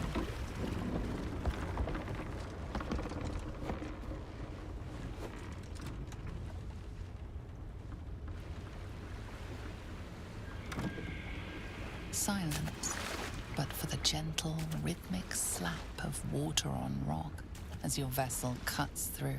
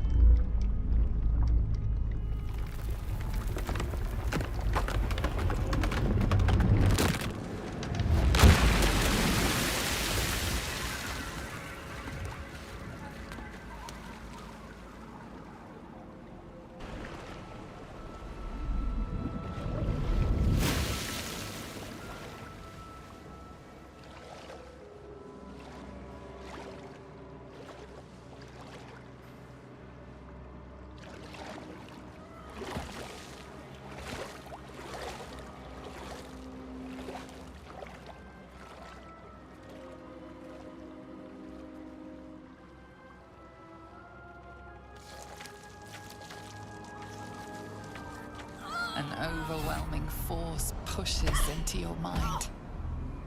The brain. It is here.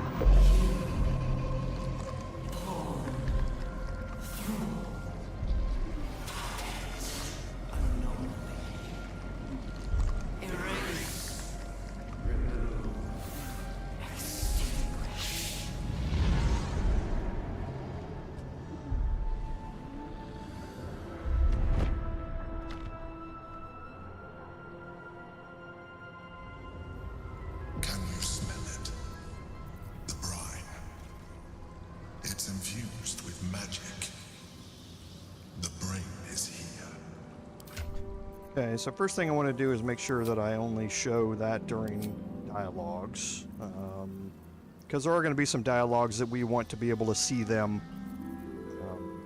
with. So now you can see we're red bordered.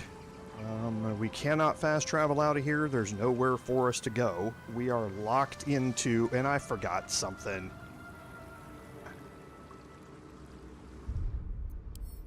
I knew I was going to forget something. We'll skip the cutscene when we come back, but I knew we forgot it.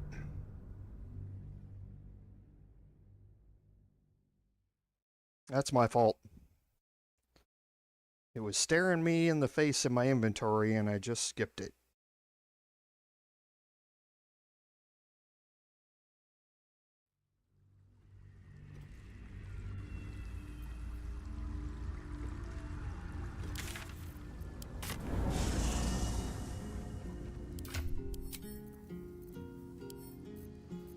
All the way down here. So there are some items that we want to pick up.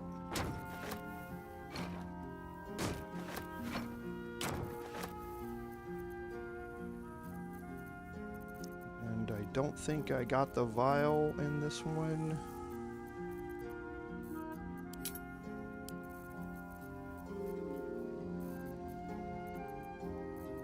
That's right. Yeah, always measure twice, cut once type of thing. But I tend to skip things like that when I'm on stream. I tend not to, it's not that the most exciting gameplay for me to be messing around in my inventory, so I tend to skip it a little bit. But I definitely wanted to pick up those 3 smoke powder barrels. And now again, we'll skip the cutscene and we'll be right back there. Pristine silence, but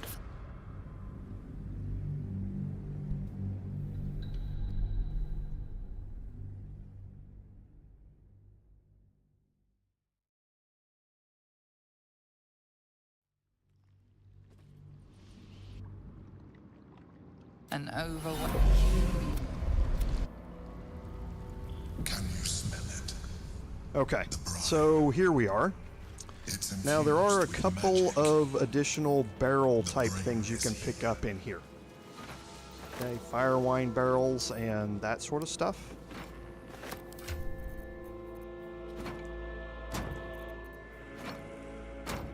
And we'll spread these around as we go through this. Never wanted the easy path. There's a bunch of additional stuff you can pick up in here, but there's nobody to sell it to. So if you want to pick up gold and all that sort of stuff, feel free. And that's... I should have left some of my gold, but you're going to have an opportunity to spend gold here in a little bit. So, Supreme Elixirs of Arcane Cultivation, getting level 4 spell slots back, really nice. The Remedial Potion is meh.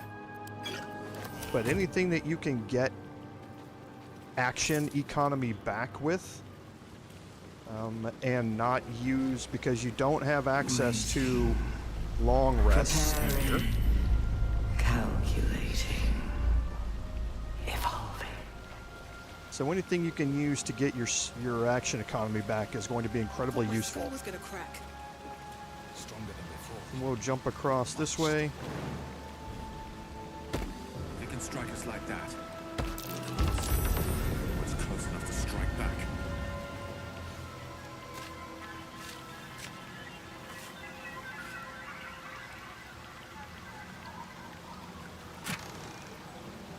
So Purple Worm Toxin, another Arcane Cultivation Potion. Again, very nice.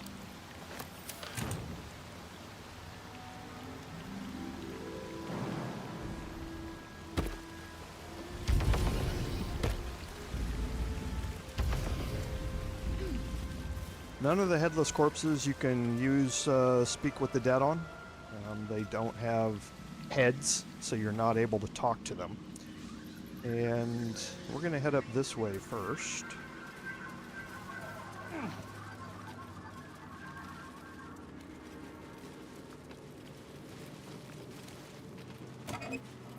Some arrows, all of them pretty nice.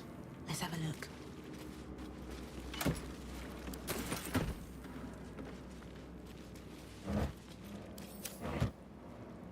Okay. Let me get in here.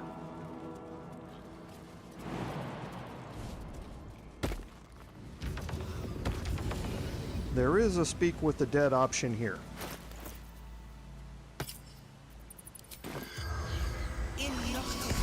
This is Listelia. She has a story to tell. The corpse regards you lifelessly. Listelia, dry sellers, expert smuggler, bound by monsters, innocents, colleagues, transformed, corrupted, brains everywhere, swarming, overwhelmed.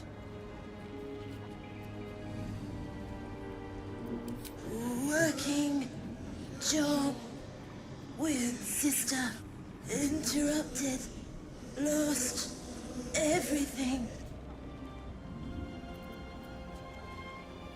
Heard screams, other side of cave. Must find her. Take their Eddie lucky charm with us. Every job. The spell's power wanes. You can ask no more questions.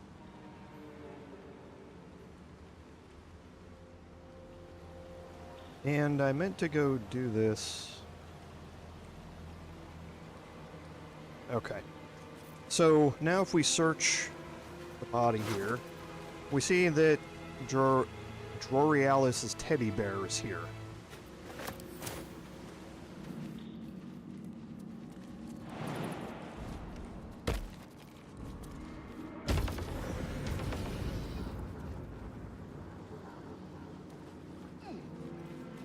And now we're going to put everybody into hiding here, and we're going to break our group. Now again, I have alert. If not over, then through.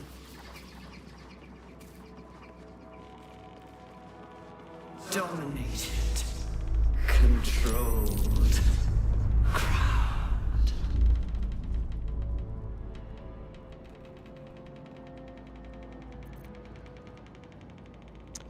I actually went and looked it up, what it's about, and we'll talk about it here in a little bit.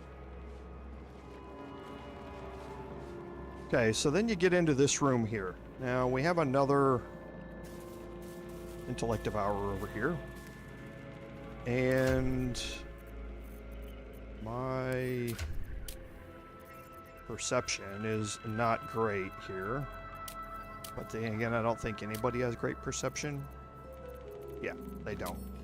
So, it doesn't really matter. I have alert, so I'm not too worried about it. We're going to get a perception check up here. Prime spot for an ambush. So I did succeeded. What is the DC on that?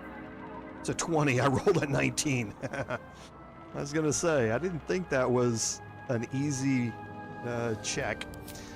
So it realizes that an ambush is here. If you do not pass that perception check, when combat starts, you will be surprised. Now, I have alert, so I was never going to be surprised due to that.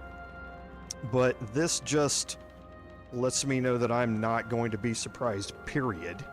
Okay.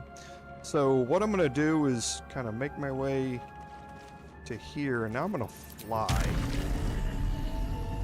up to here.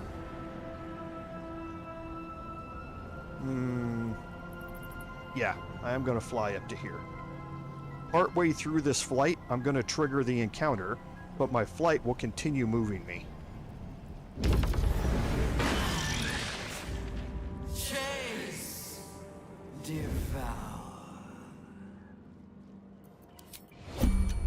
Okay.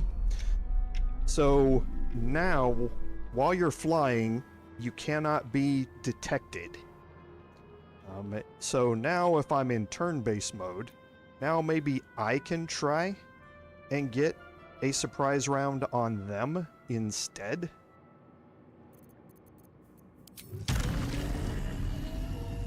Let's see, first of all, who can I reach here? Okay, so I can just reach the Intellect Glutton here. Can't reach this one, but I can reach this one. So when I do this, now is not the time. All these resources that you have saved up, like 72 arrows of many targets, now's the time to start using them.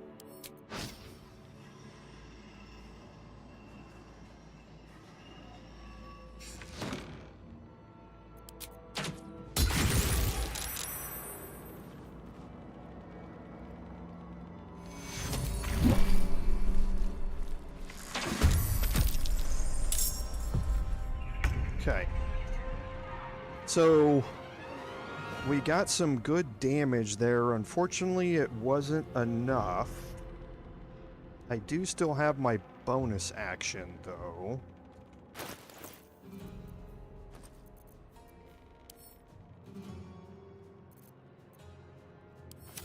No, I don't think I'm gonna do it.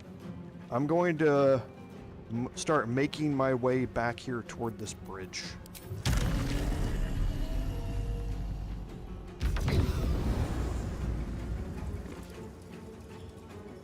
The reason I'm moving back is because the Intellect Devourers have a ranged attack.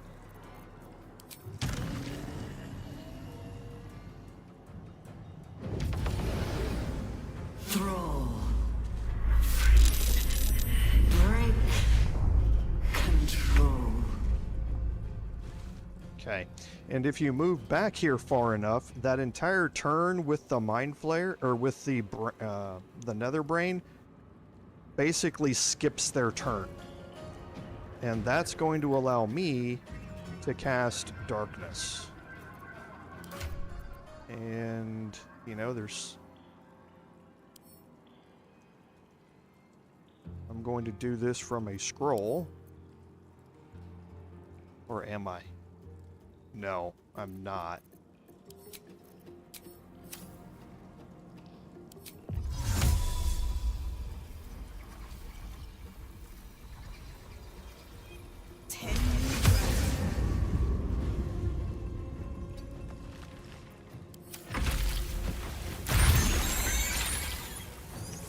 Love to see that.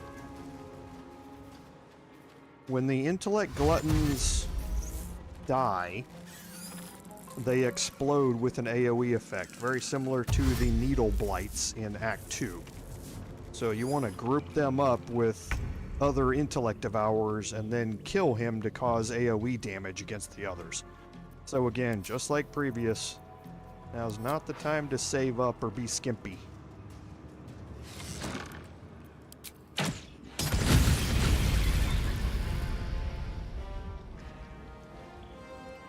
Killed one outright. This one's frightened, so they can't move.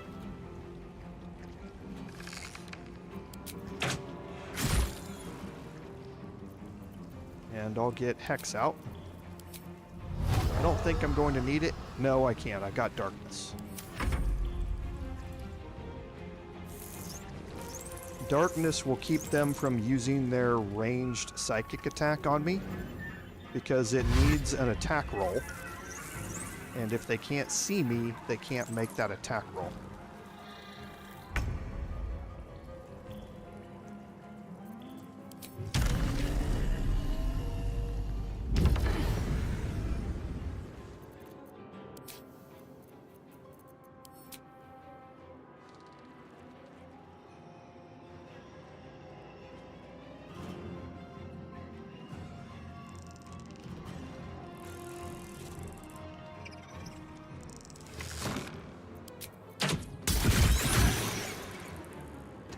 He's got 3 hit points left.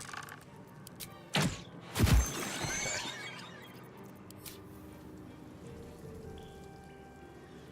Time to press ahead.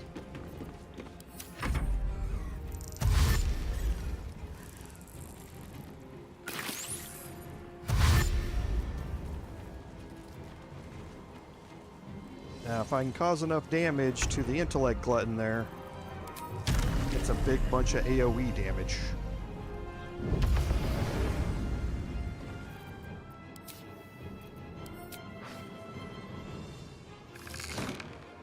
A crit. Okay, and that will bring in the second group. Frightened, frightened, frightened, so none of them can move.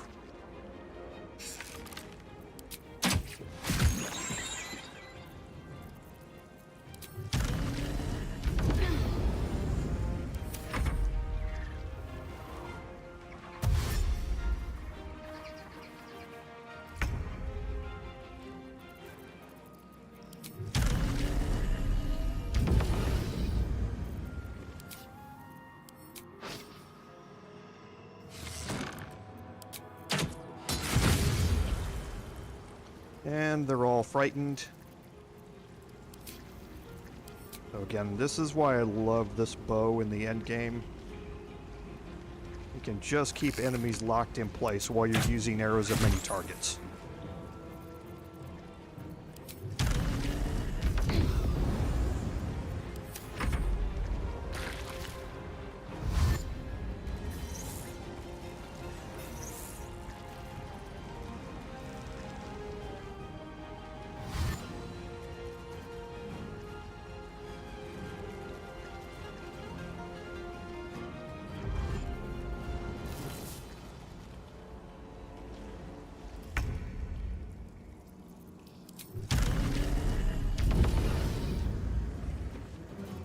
So we're going to focus on this one here.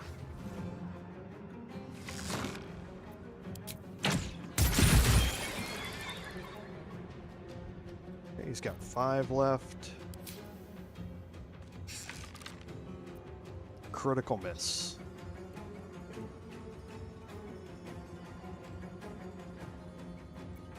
No, I'd prefer not to.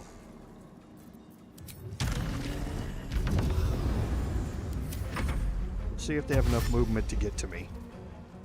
If they do, they'll be attacking me in darkness with disadvantage. Oh no, they have blind sight. I forgot about that.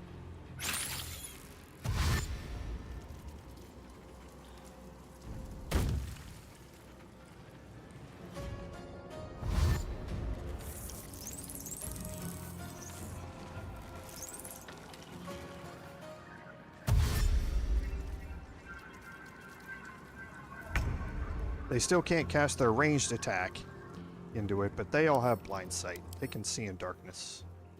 Yep. So there's not going to be any attacks of opportunity here.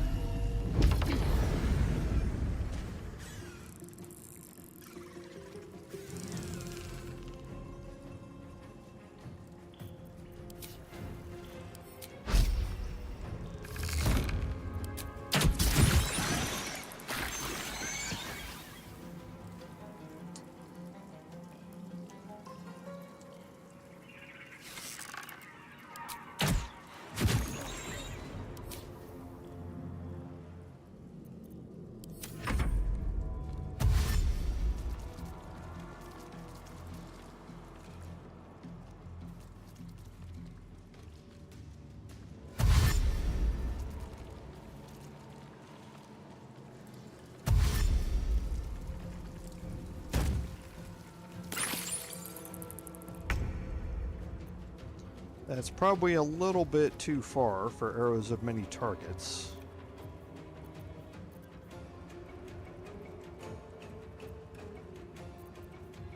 Okay, but now we can see how Bloodthirst is going to work. Actually, I can just use my offhand attack for that. That should be enough to kill him.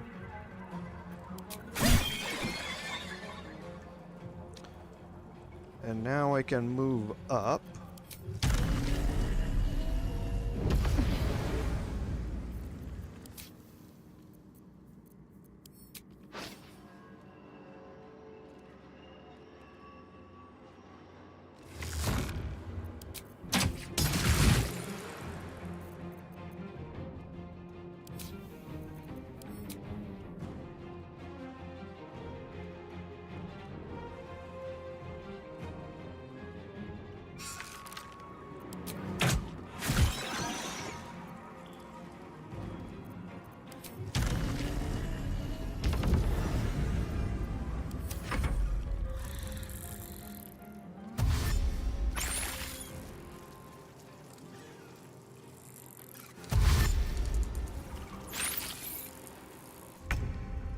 This is good.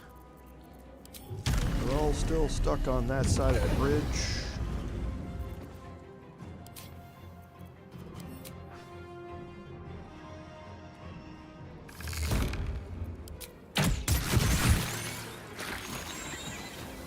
Perfect.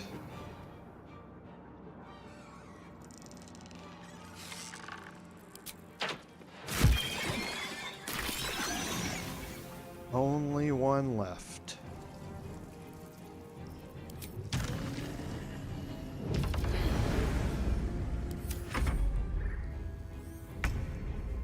Oh, and he's just going to sit over there.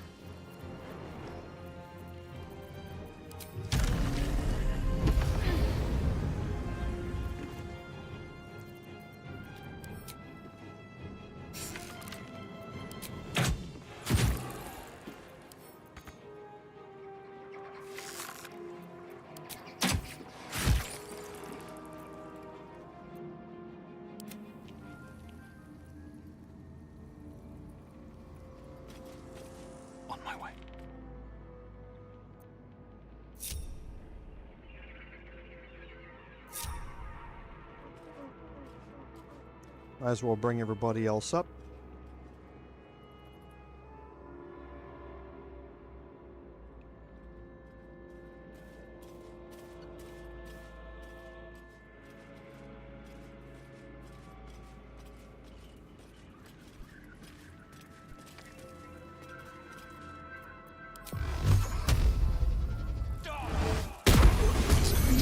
Perfect. Then you can just wait a little bit for the caustic brine to go away. Underneath the bodies of the intellect gluttons, there will be a little section of caustic brine that will remain, but this stuff will all disappear here in a little bit. Can't give up now. This is another reason why having fly is beneficial. And you can see it disappeared. Underneath the gluttons, there's going to be a little bit of caustic brine left.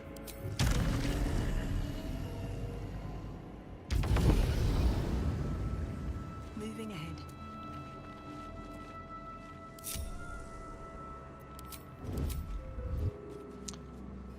Okay, so over here,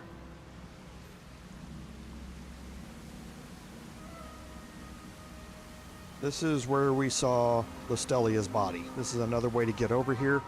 If you can fly, or if you have Misty Step or something like that. This way just takes you back right where we were.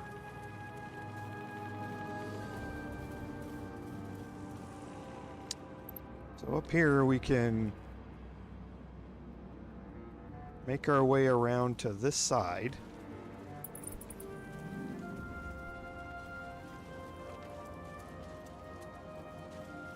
Okay, and there's something else for us to do. There are some stones here. Now these stones have medium toughness, which means you need a hit that deals 22 damage to actually cause any damage at all. Now they are immune to most things, resistant to piercing, but they are not immune to bludgeoning or force damage. Now I don't think I can probably cause enough with this to do it. I've got a long road ahead. So you can swap curs to the Orphic hammer.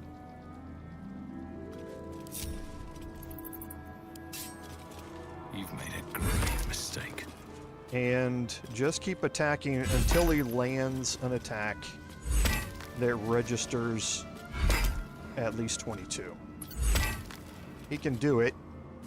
I'm just getting horrible rolls. Fine, I will let Lae'zel do it. So he can stop embarrassing himself.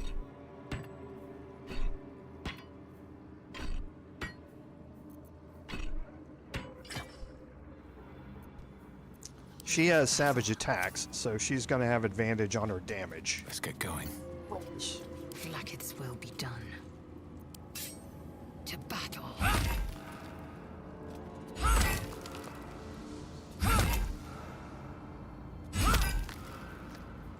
What am I just rolling?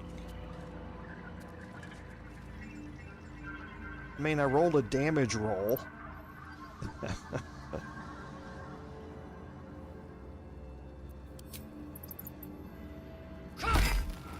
Of 18. I just can't seem to roll anything above a 10.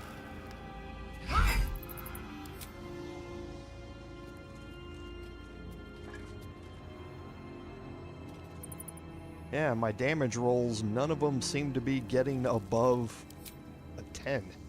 I mean, that's kind of crazy.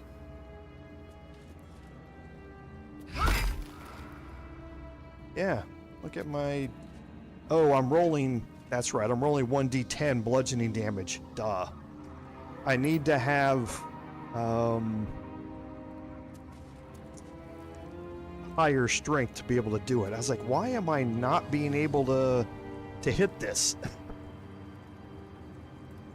Yeah, it's because I can't roll higher than a 10 because it's 1d10 bludgeoning damage for this thing. I was like, why is it not rolling above a 10, thinking I was rolling 20s, but I'm not.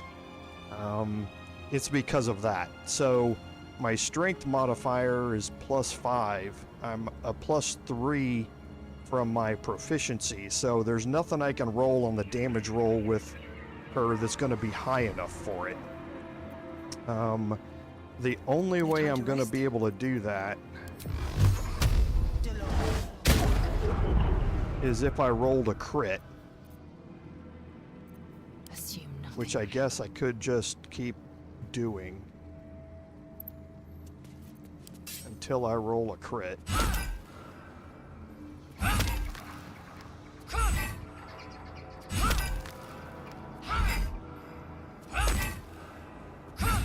Statistically, I should have rolled one by now.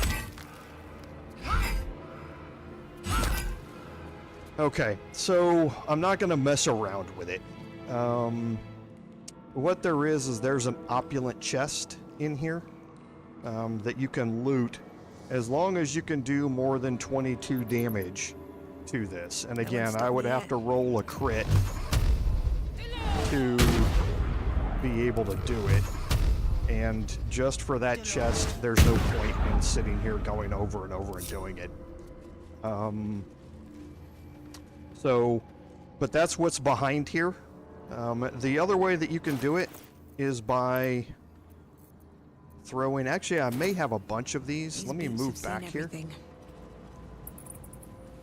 If I've got a bunch of these, then I can do it a different way.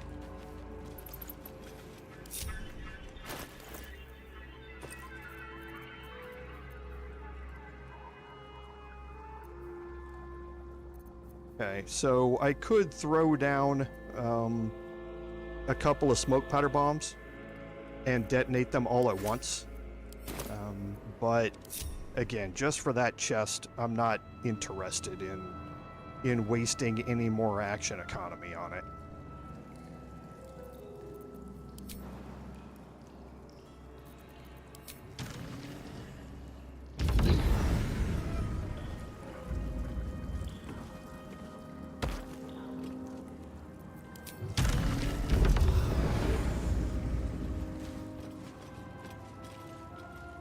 And why is no one else coming?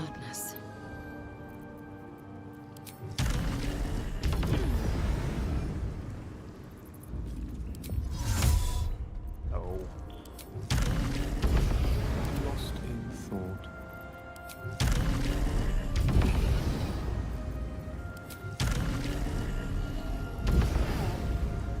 Still alive, so that's progress. Okay, and then here we have another fork in the road.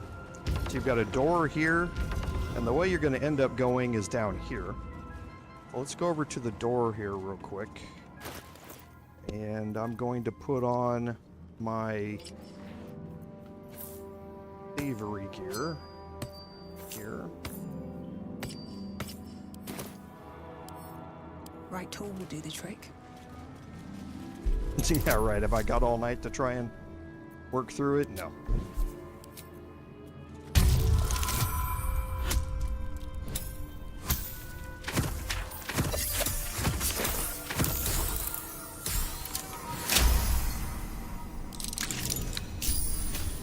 And I'll immediately take that off again.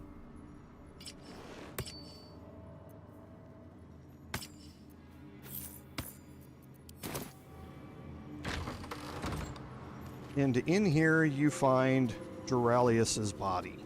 Now this is her sister, and we're gonna move everybody in here.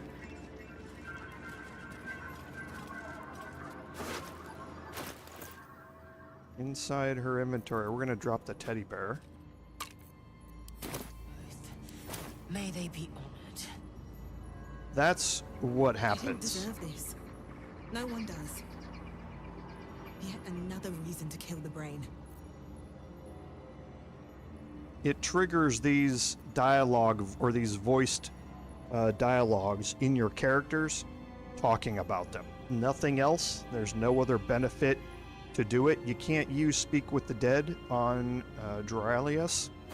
Her body is too broken to talk with. But yeah, dropping the teddy bear back in her inventory is going to elicit some Blackets will be done. some comments from your companions, and that's what it does. So I went online and looked up what that does and found out. So Nerve of Ice, another potion of angelic reprieve.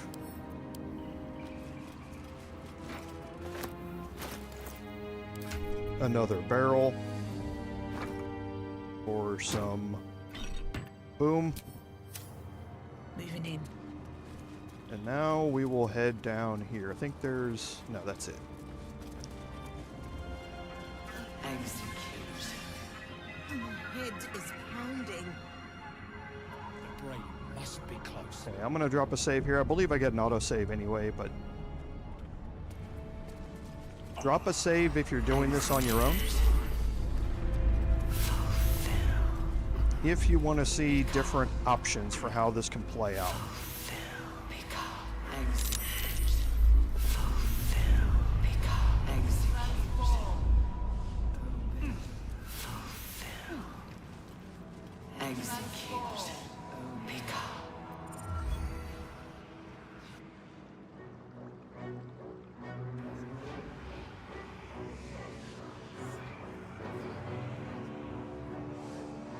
Deathly silence.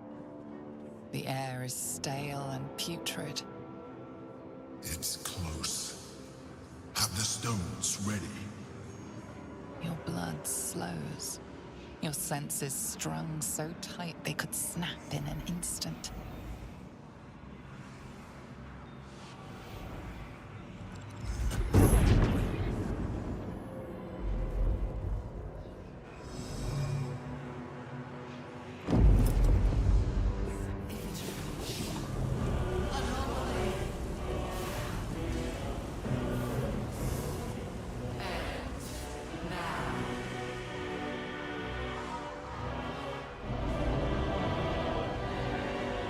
You think you know why you are here?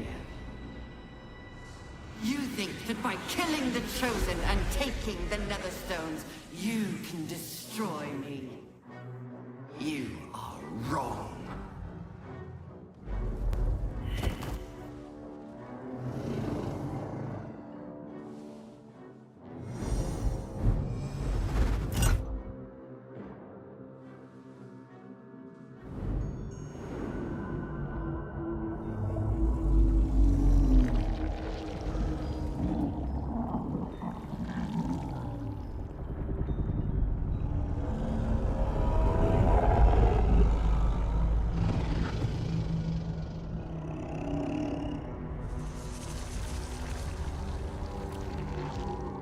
It's messing with your mind. Don't listen to it. Use the stones. Okay, now here's the first of 3 checks that you get to make at the start of this. There's a 4th check. Of the first 3 checks, none of these matter. Doesn't matter if you pass them, doesn't matter if you fail them. The only one that matters is the 4th check that has any effect on anything. So these first ones, you can buff yourself up to do them. However, the checks are different sets of abilities. This is Strength, Intelligence, Constitution, and it's going to be a DC 20 check. The next one is going to be Dexterity, Wisdom, and Charisma, the exact opposite 3 skills, and it's going to be a DC 25. And then your 3rd check is going to be is back to these 3 plus a class option, and it's going to be DC 30. So they're all relatively hard to make because you're dealing with different sets of skills here. And again, it doesn't matter what they are. If you want to see how they all play out and pass them all, certainly can. You can save scum this until it all works, but it doesn't matter which one of these that you use to do. I'm going to do Strength. It's my best option here, but again, it doesn't matter if I pass it or not. You can add in Advantage and all that sort of stuff, but again, don't use Action Economy for this. It doesn't matter.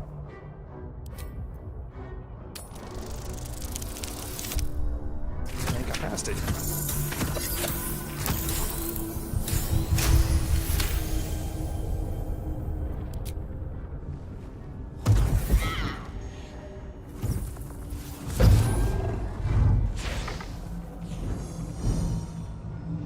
By eliminating Kith'rak, Orin, and Gortash, you have simply unbound me. Exactly as I intended. The crown is now mine to command. Mine alone. Don't listen to it. Focus on the crown. So here's our next set, and again, Charisma is going to be my best option out of all of these, so I'm going to go this way. Now we're up to a DC 25, so I'm getting to the point where I've got to roll some serious numbers to get this to pass. I have to roll a 16 at the minimum, or at the maximum, and a 13 at the minimum. Okay, pass that one too.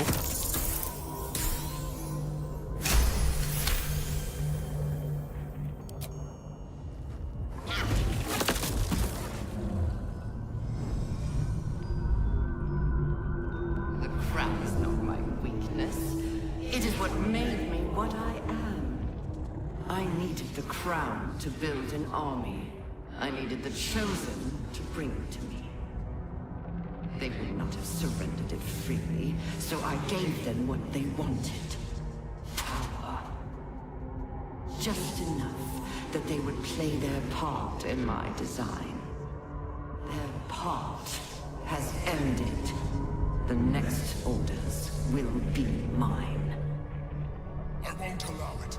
Again, dominate it. And here's the third set of checks. So again, strength is my best option here, but now it's a DC 30.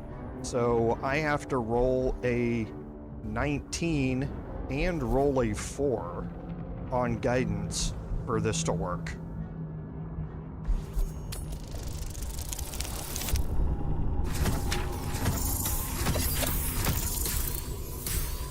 I rolled the 4 on guidance anyway. Don't use any inspirations for this.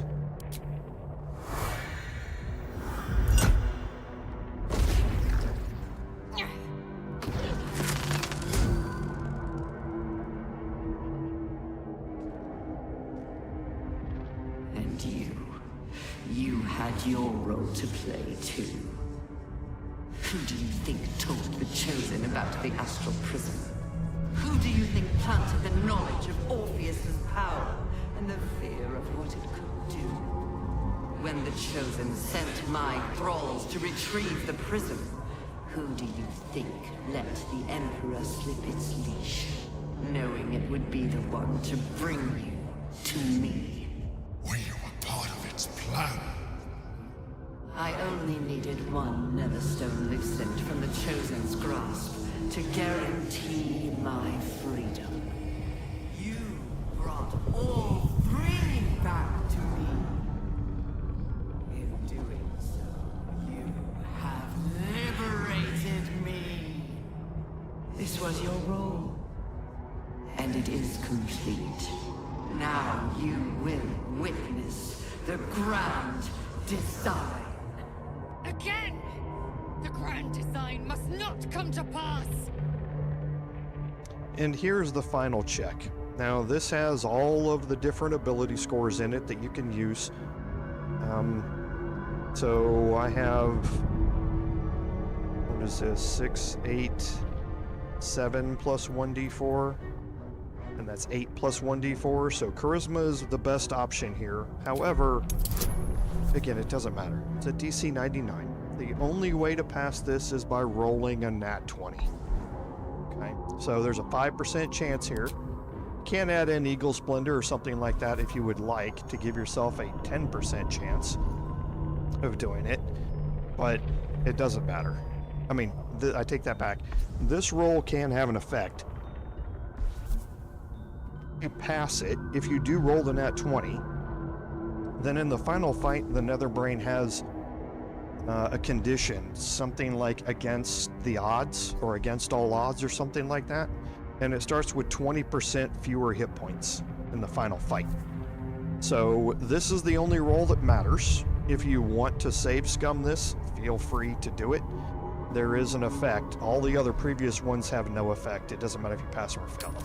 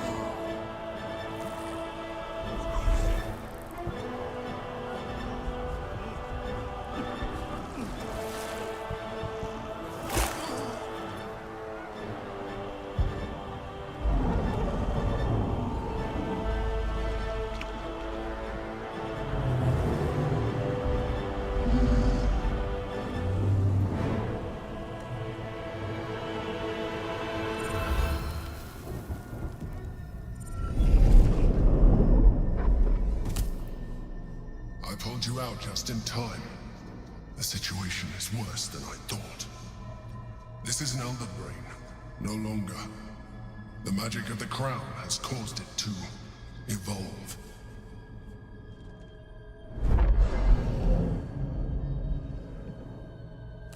It has become something more. A Netherbrain.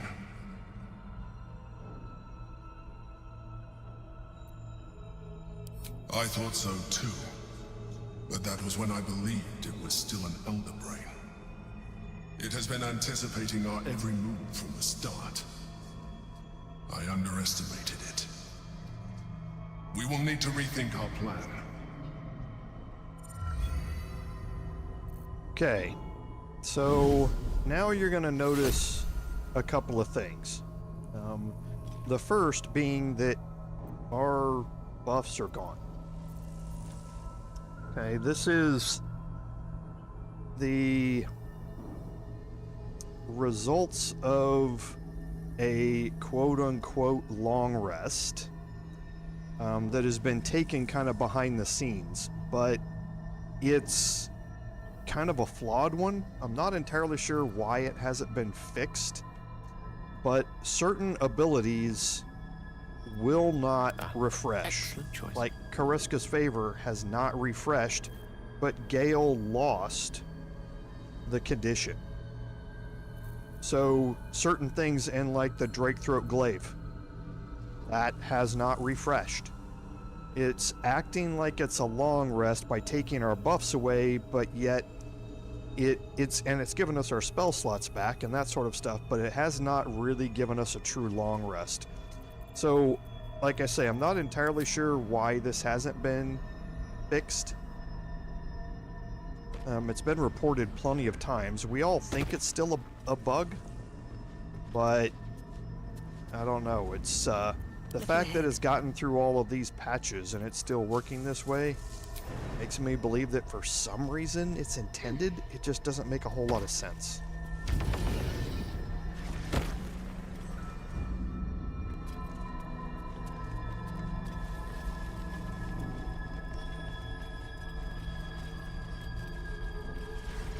Can't slow down. Okay, you're going to get an autosave here. There's a good reason for it. I need a quick word.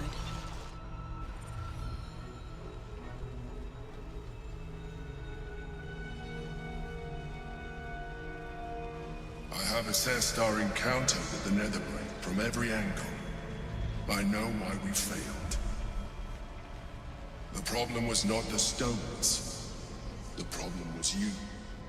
You can make only one move at a time, but the Netherbrain calculates every possible at once. It knows what you will do. It knows everything you could possibly do. You cannot outmaneuver it. To defeat it, you would have to think like an Elithid. Better yet, be one. Your mind is not capable of this. Mine is. You will give the stones to me. I will assimilate Orpheus, and then I will be able to leave this prison to face the brain. Assimilate him. Skvar! No! Now is the time to liberate him. Do not stand against me. Okay, and if Lae'zel's in your party, which she is right now, if you choose to release the Nether Stones to the Emperor, Lae'zel is going to become hostile. So, by bringing her along, we have made a choice already. And we're going to go down here and say, I don't believe a word you just said. You still don't trust me. After all we've been through, remember, I have been your salvation from the very beginning. Your knight in shining armor. I freed you from the Nautiloid, prevented you from crashing to your death. I have protected you ever since, at no small cost to myself. I came to you as a leader, but I did not shy away from showing you vulnerability. I needed you as much as you needed me. I was not above recognizing this. When you discovered my true identity, I did not flinch from the truth. I never lied to you, not once. I am just like you. We have the same enemy, the same story. I encouraged you to fulfill your potential, all while protecting you from harm. Now I ask you for the last time to trust me. Release the Netherstones to me. Do not forget, there's a card yet to come into play. The Orb. If you do not want to surrender the stones, but still use it to ensure the brain's destruction. Along with my own, of course. This is a risk we cannot take. Your hubris drives you even now. You failed before. I cannot trust that you will not fail again. You must trust me. Hand me the stones. Okay, now a couple of different ways this can go. So if you have the hammer, you're going to have this option down here, just like you had the option to say we want to free Orpheus in the last conversation. If you don't have the hammer, then you're going to get then you can still select the option that says I will never trust you, but if you don't have the hammer, you're going to be then relying on something else later. And that something is Raphael coming back here to bring you the hammer. That's only possible if you made the deal with Raphael and Raphael's still alive. Since he is not, we have the hammer with us. Either I will never trust you, or enough I have the hammer, I will free Orpheus, are both going to lead to the same thing. I told you we had one solution. You rejected it. I told you I sought only one thing. Freedom. You have denied me this. You have exhausted our alliance, and in so doing, you have ruined us all. I did everything I could to avoid this, but it seems you have whittled my options down to a single one. In order to survive, I must now join the Netherbrain.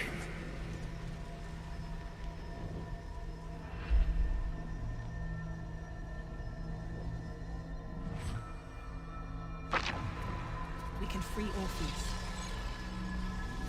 Wouldn't expect him to be very friendly. And for some reason, Lae'zel's helmet is still showing. I could have sworn I turned both. Oh, that was probably because of a reload or something like that. Maybe that's why I've changed them once, I remember. So now Indolence breeds madness. we are going to have an option here. First, let's go ahead and talk to Lae'zel. The gate is gone. Our mission is set. Smash the crystals with the hammer and free the Prince of the Comet. Gith's beloved son will lead us to a sure victory against the Netherbrain. Okay, and Will be done. we're going to have Lae'zel do it. It's only fitting. Onward. And you attack the stones on either side.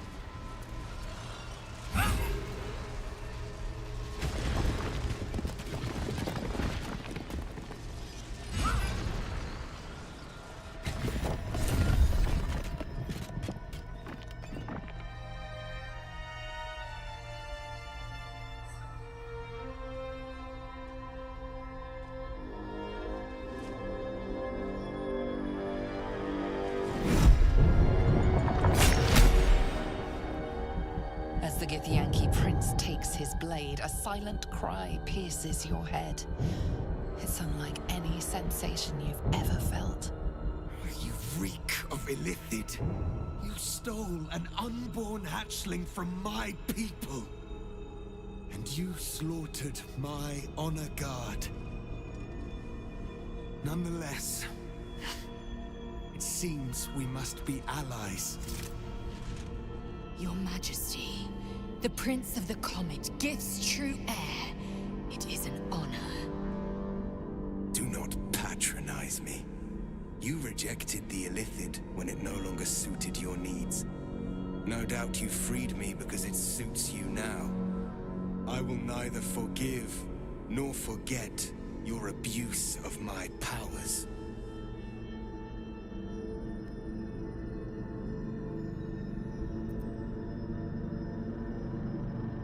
That is false. You had the opportunity to surrender yourself to my honor guard. They would have given you a noble end. Any worthy individual destined to become Geik would have done so. My guard would have freed me, and I would have stopped the Elderbrain before it evolved into a Netherbrain. All that suffering, avoidable, were it not for the choices you made.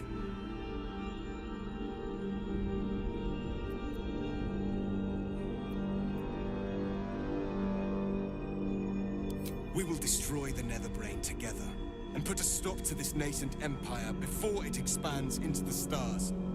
The Geik was correct about one thing. The Netherbrain's power is beyond us. The hardest metal in the world would not cut through its mind, for it is made of thought itself. At this point, it will take an Illithid to unleash the full potential of the Netherstones. And it would take one wizard to unleash a cataclysm powerful enough to tear apart the brain's very being. We have no choice but to consider using the orb. I do not know you, wizard, and I do not know this orb. But what I do know is that we must not gamble with the fate of the world. I cannot simply depend upon your word.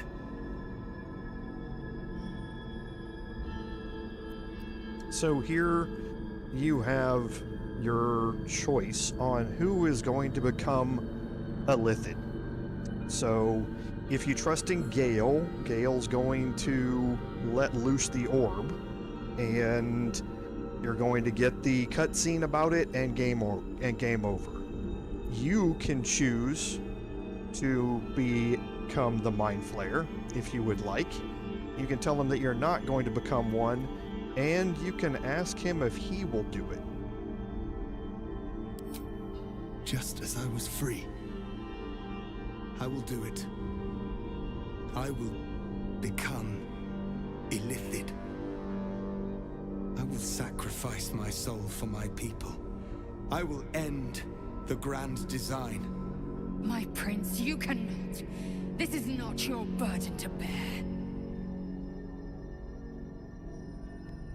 So now the final choice, either for him to do it, or for you to make the sacrifice. The Netherbrain will be only too pleased to claim me. My prince, no! Even in my darkest hours, I knew it was my destiny to save my people. I could never have imagined this would be the way. Give Tavkim crushed.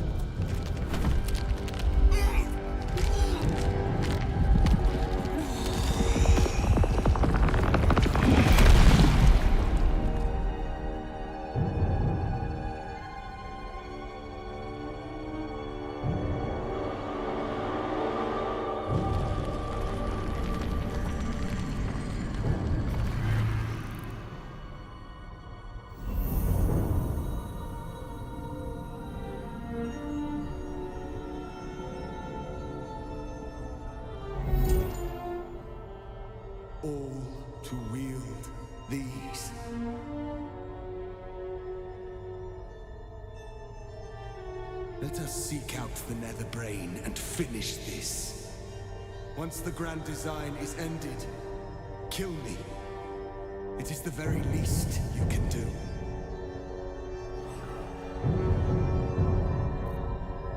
Come.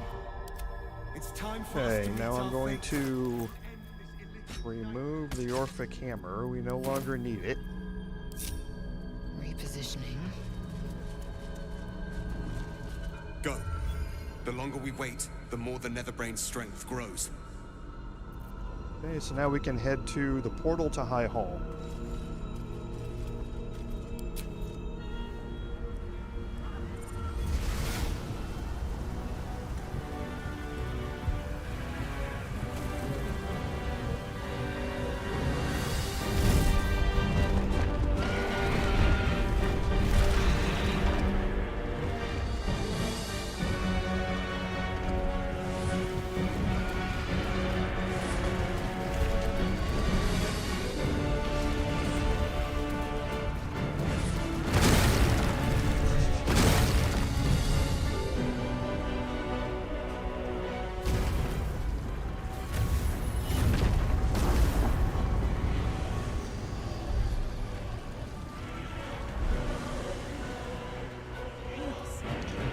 And now we're in the upper city again. It looks a little different than when it did from Ramesses Tower, which is right over there, by the way. The Netherbrain has come up through the upper city, has demolished a good portion of this section of the upper city, and the entire city of Baldur's Gate, lower city and upper, is now in a fight for its very lives. So let's prepare here for the final things.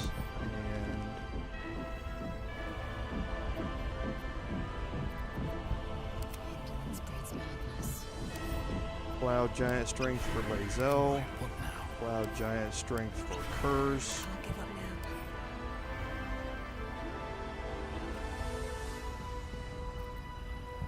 For my Bard, Hill Giant Strength.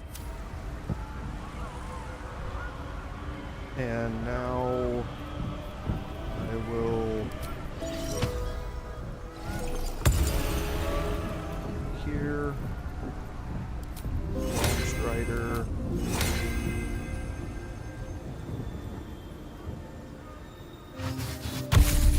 Don't forget to cast Long Strider on Orpheus.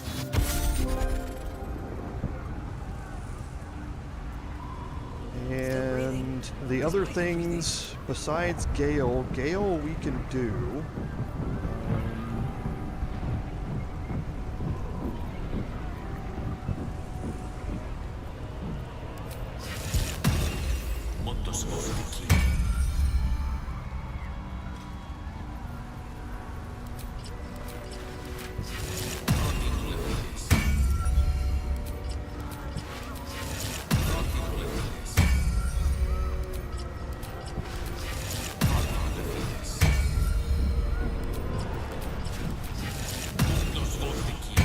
The other thing that you can see is that Armor of Agathis is not available.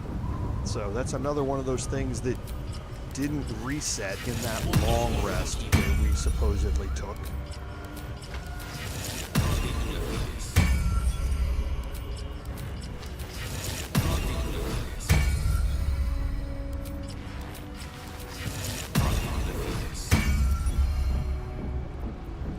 Never a dull moment. Okay. And now let's make our way up here toward... Time to press ahead.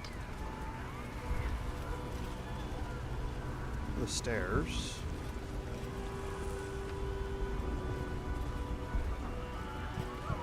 And we're gonna get an interaction. It's dark. Chris! You held the future of a people in your hands. How dare you take our prince from us? How dare you parade around this abomination? Silence your blasphemous tongue, Voss. Voss! Give Kartavkim crush! What? Stand down. The true heir has spoken. No. It can't be. Orpheus. My prince. What's become of you? The grand design must be ended. A sacrifice had to be made. The duty fell to me. I am not long for this world, or any other. What of Vlaakith? What of our liberty? You underestimate your own people. Their imaginations have kept the name Orpheus alive for millennia. Bring them my message. Tell them my fate. Some will doubt. Some will mock. But some will listen. And the spark will be lit.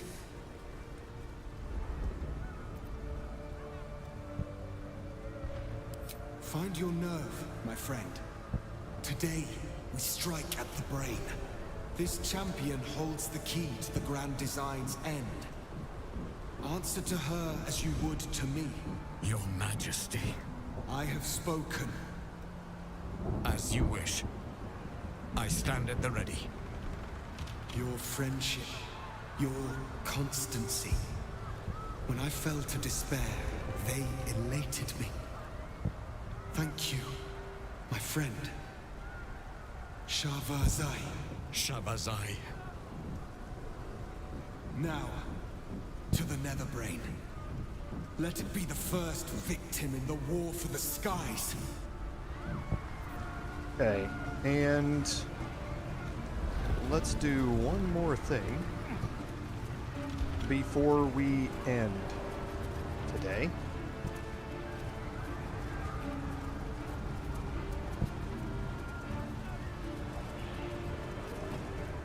We have lost much already, and we will lose more before the day is out.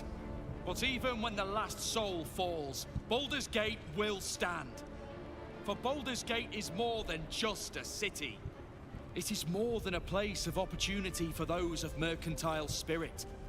More than a place of refuge for those who are lost. More than a home for friends, loved ones, and adventuring souls. Baldur's Gate is a place where anyone can find what they need, if they're just willing to fight for it. Today, Baldur's Gate needs us. Today, we fight for...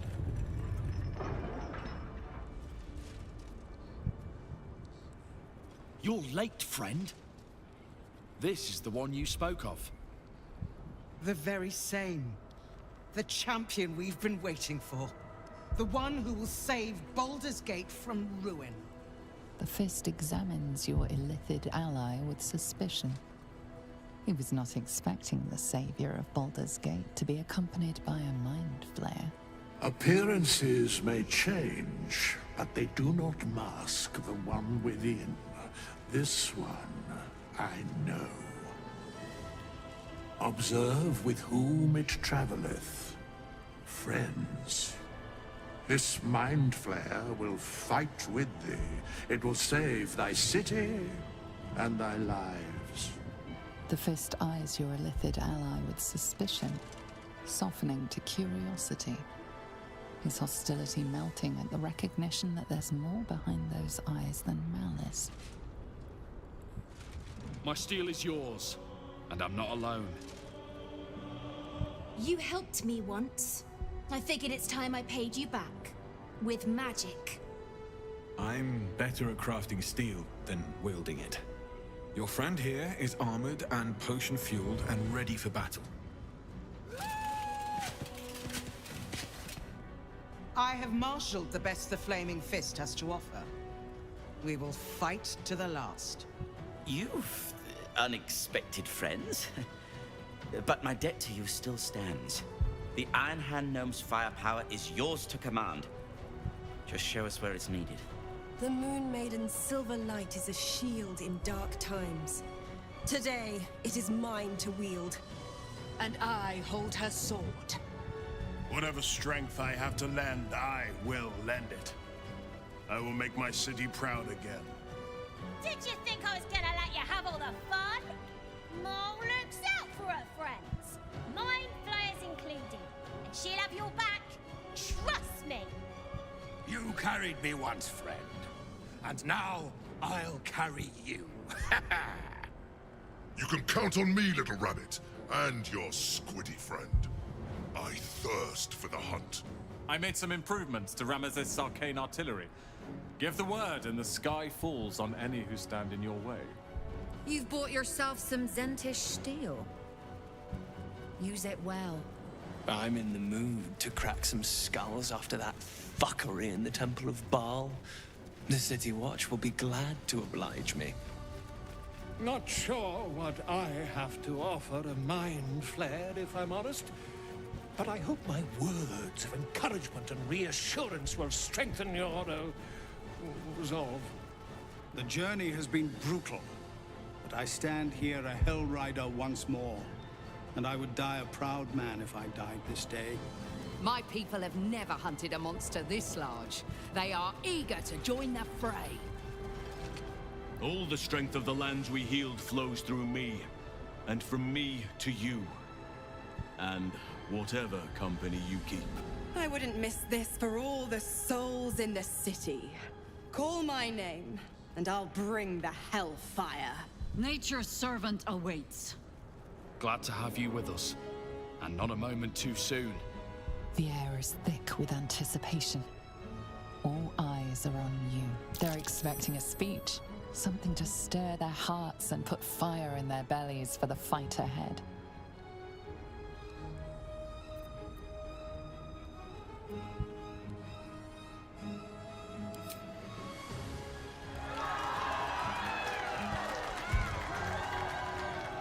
Well said. We'll prepare ourselves. We'll be ready when you call upon us. Baldur's grace be with you. And now we see a glorious room. So, the Gather Your Allies quest here in this playthrough is much more significant than in the Paladin playthrough because of the choices that we made. All of your choices are directly reflected here in this room. So everything you have done all the way from Act 1 all the way through to this point in Act 3 is now reflected here. And this is a really, really cool gathering to witness. We didn't get to see the owlbear cub. Now we get to see the armored owlbear sitting here, waiting for us. And we're going to go through a lot more of these and their abilities and that sort of stuff as we get into next week. But our Call Forth Allies has a lot more options here than it had under the Paladin playthrough, simply because, like I say, of the choices that we made. Mizora is here. We have the Gur that are here. Roland's Firestorm is here. That's a boatload of damage that can be called in. We have the Balm of the Moon Maiden for healing for up to 6 nearby allies. We have the Battle Ready Owlbear, so he can be resummoned. He cannot be summoned again if he's killed in combat. Sword of the Silverlight, so again, Aelin is here, ready to help us out. The Black Fist Enforcers, this is different. We now have the Zentarum with us instead of Keen's Killers. Mizora is with us. The Watch has always been here. Zlorb is with us, Flork's cohort. Iron Hand Grenadiers come from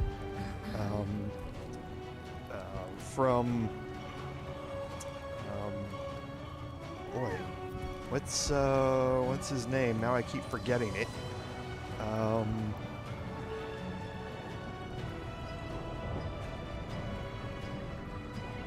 Where is he sitting at, too? He's hidden back in a corner somewhere. There he is, from Barkus. And Yrgir is with us as well. So we have a lot more options available to us to call in. And like I say, it's really cool on a quote-unquote good playthrough to be able to see something like this. All the culmination of what you've done up to this point. So we're going to drop a save here because this is a great point for us to end. Now, next week, we are going to work our way through the 3. We're only going to do... I take that back. We're going to do 4. We're not going to do the fight in the courtyard. You already saw that fight with in the Paladin playthrough. We're going to sneak around. We're going to have a fight in the sewers. We're going to sneak around the courtyard so we don't have to have that fight. We're going to get up to the top of the tower, have a big fight up there at the top, and then go deal with the Netherbrain. And we should be able to do all of that next week. So this weekend, the Paladin livestream is going to come to an end. And next week, the Bard livestream will come to an end, which is fitting, all in the same week that both of these live streams reach their conclusion. So, as always, I'm glad that all of you have stuck through the episodes to get to this point. For those of you who have been here the entire time for 60 episodes, this started in early access, if you remember. That's why the playlist says early access and full release, because it started way back then. For those of you who have been there the entire time, I can't thank you enough. It's been a pleasure seeing all of you here throughout the live streams, commenting on the videos, and all of that. And I can't thank you enough for your support, because as always, without your support, none of this would be possible. This is Commander Droval saying, until next time, fare thee well.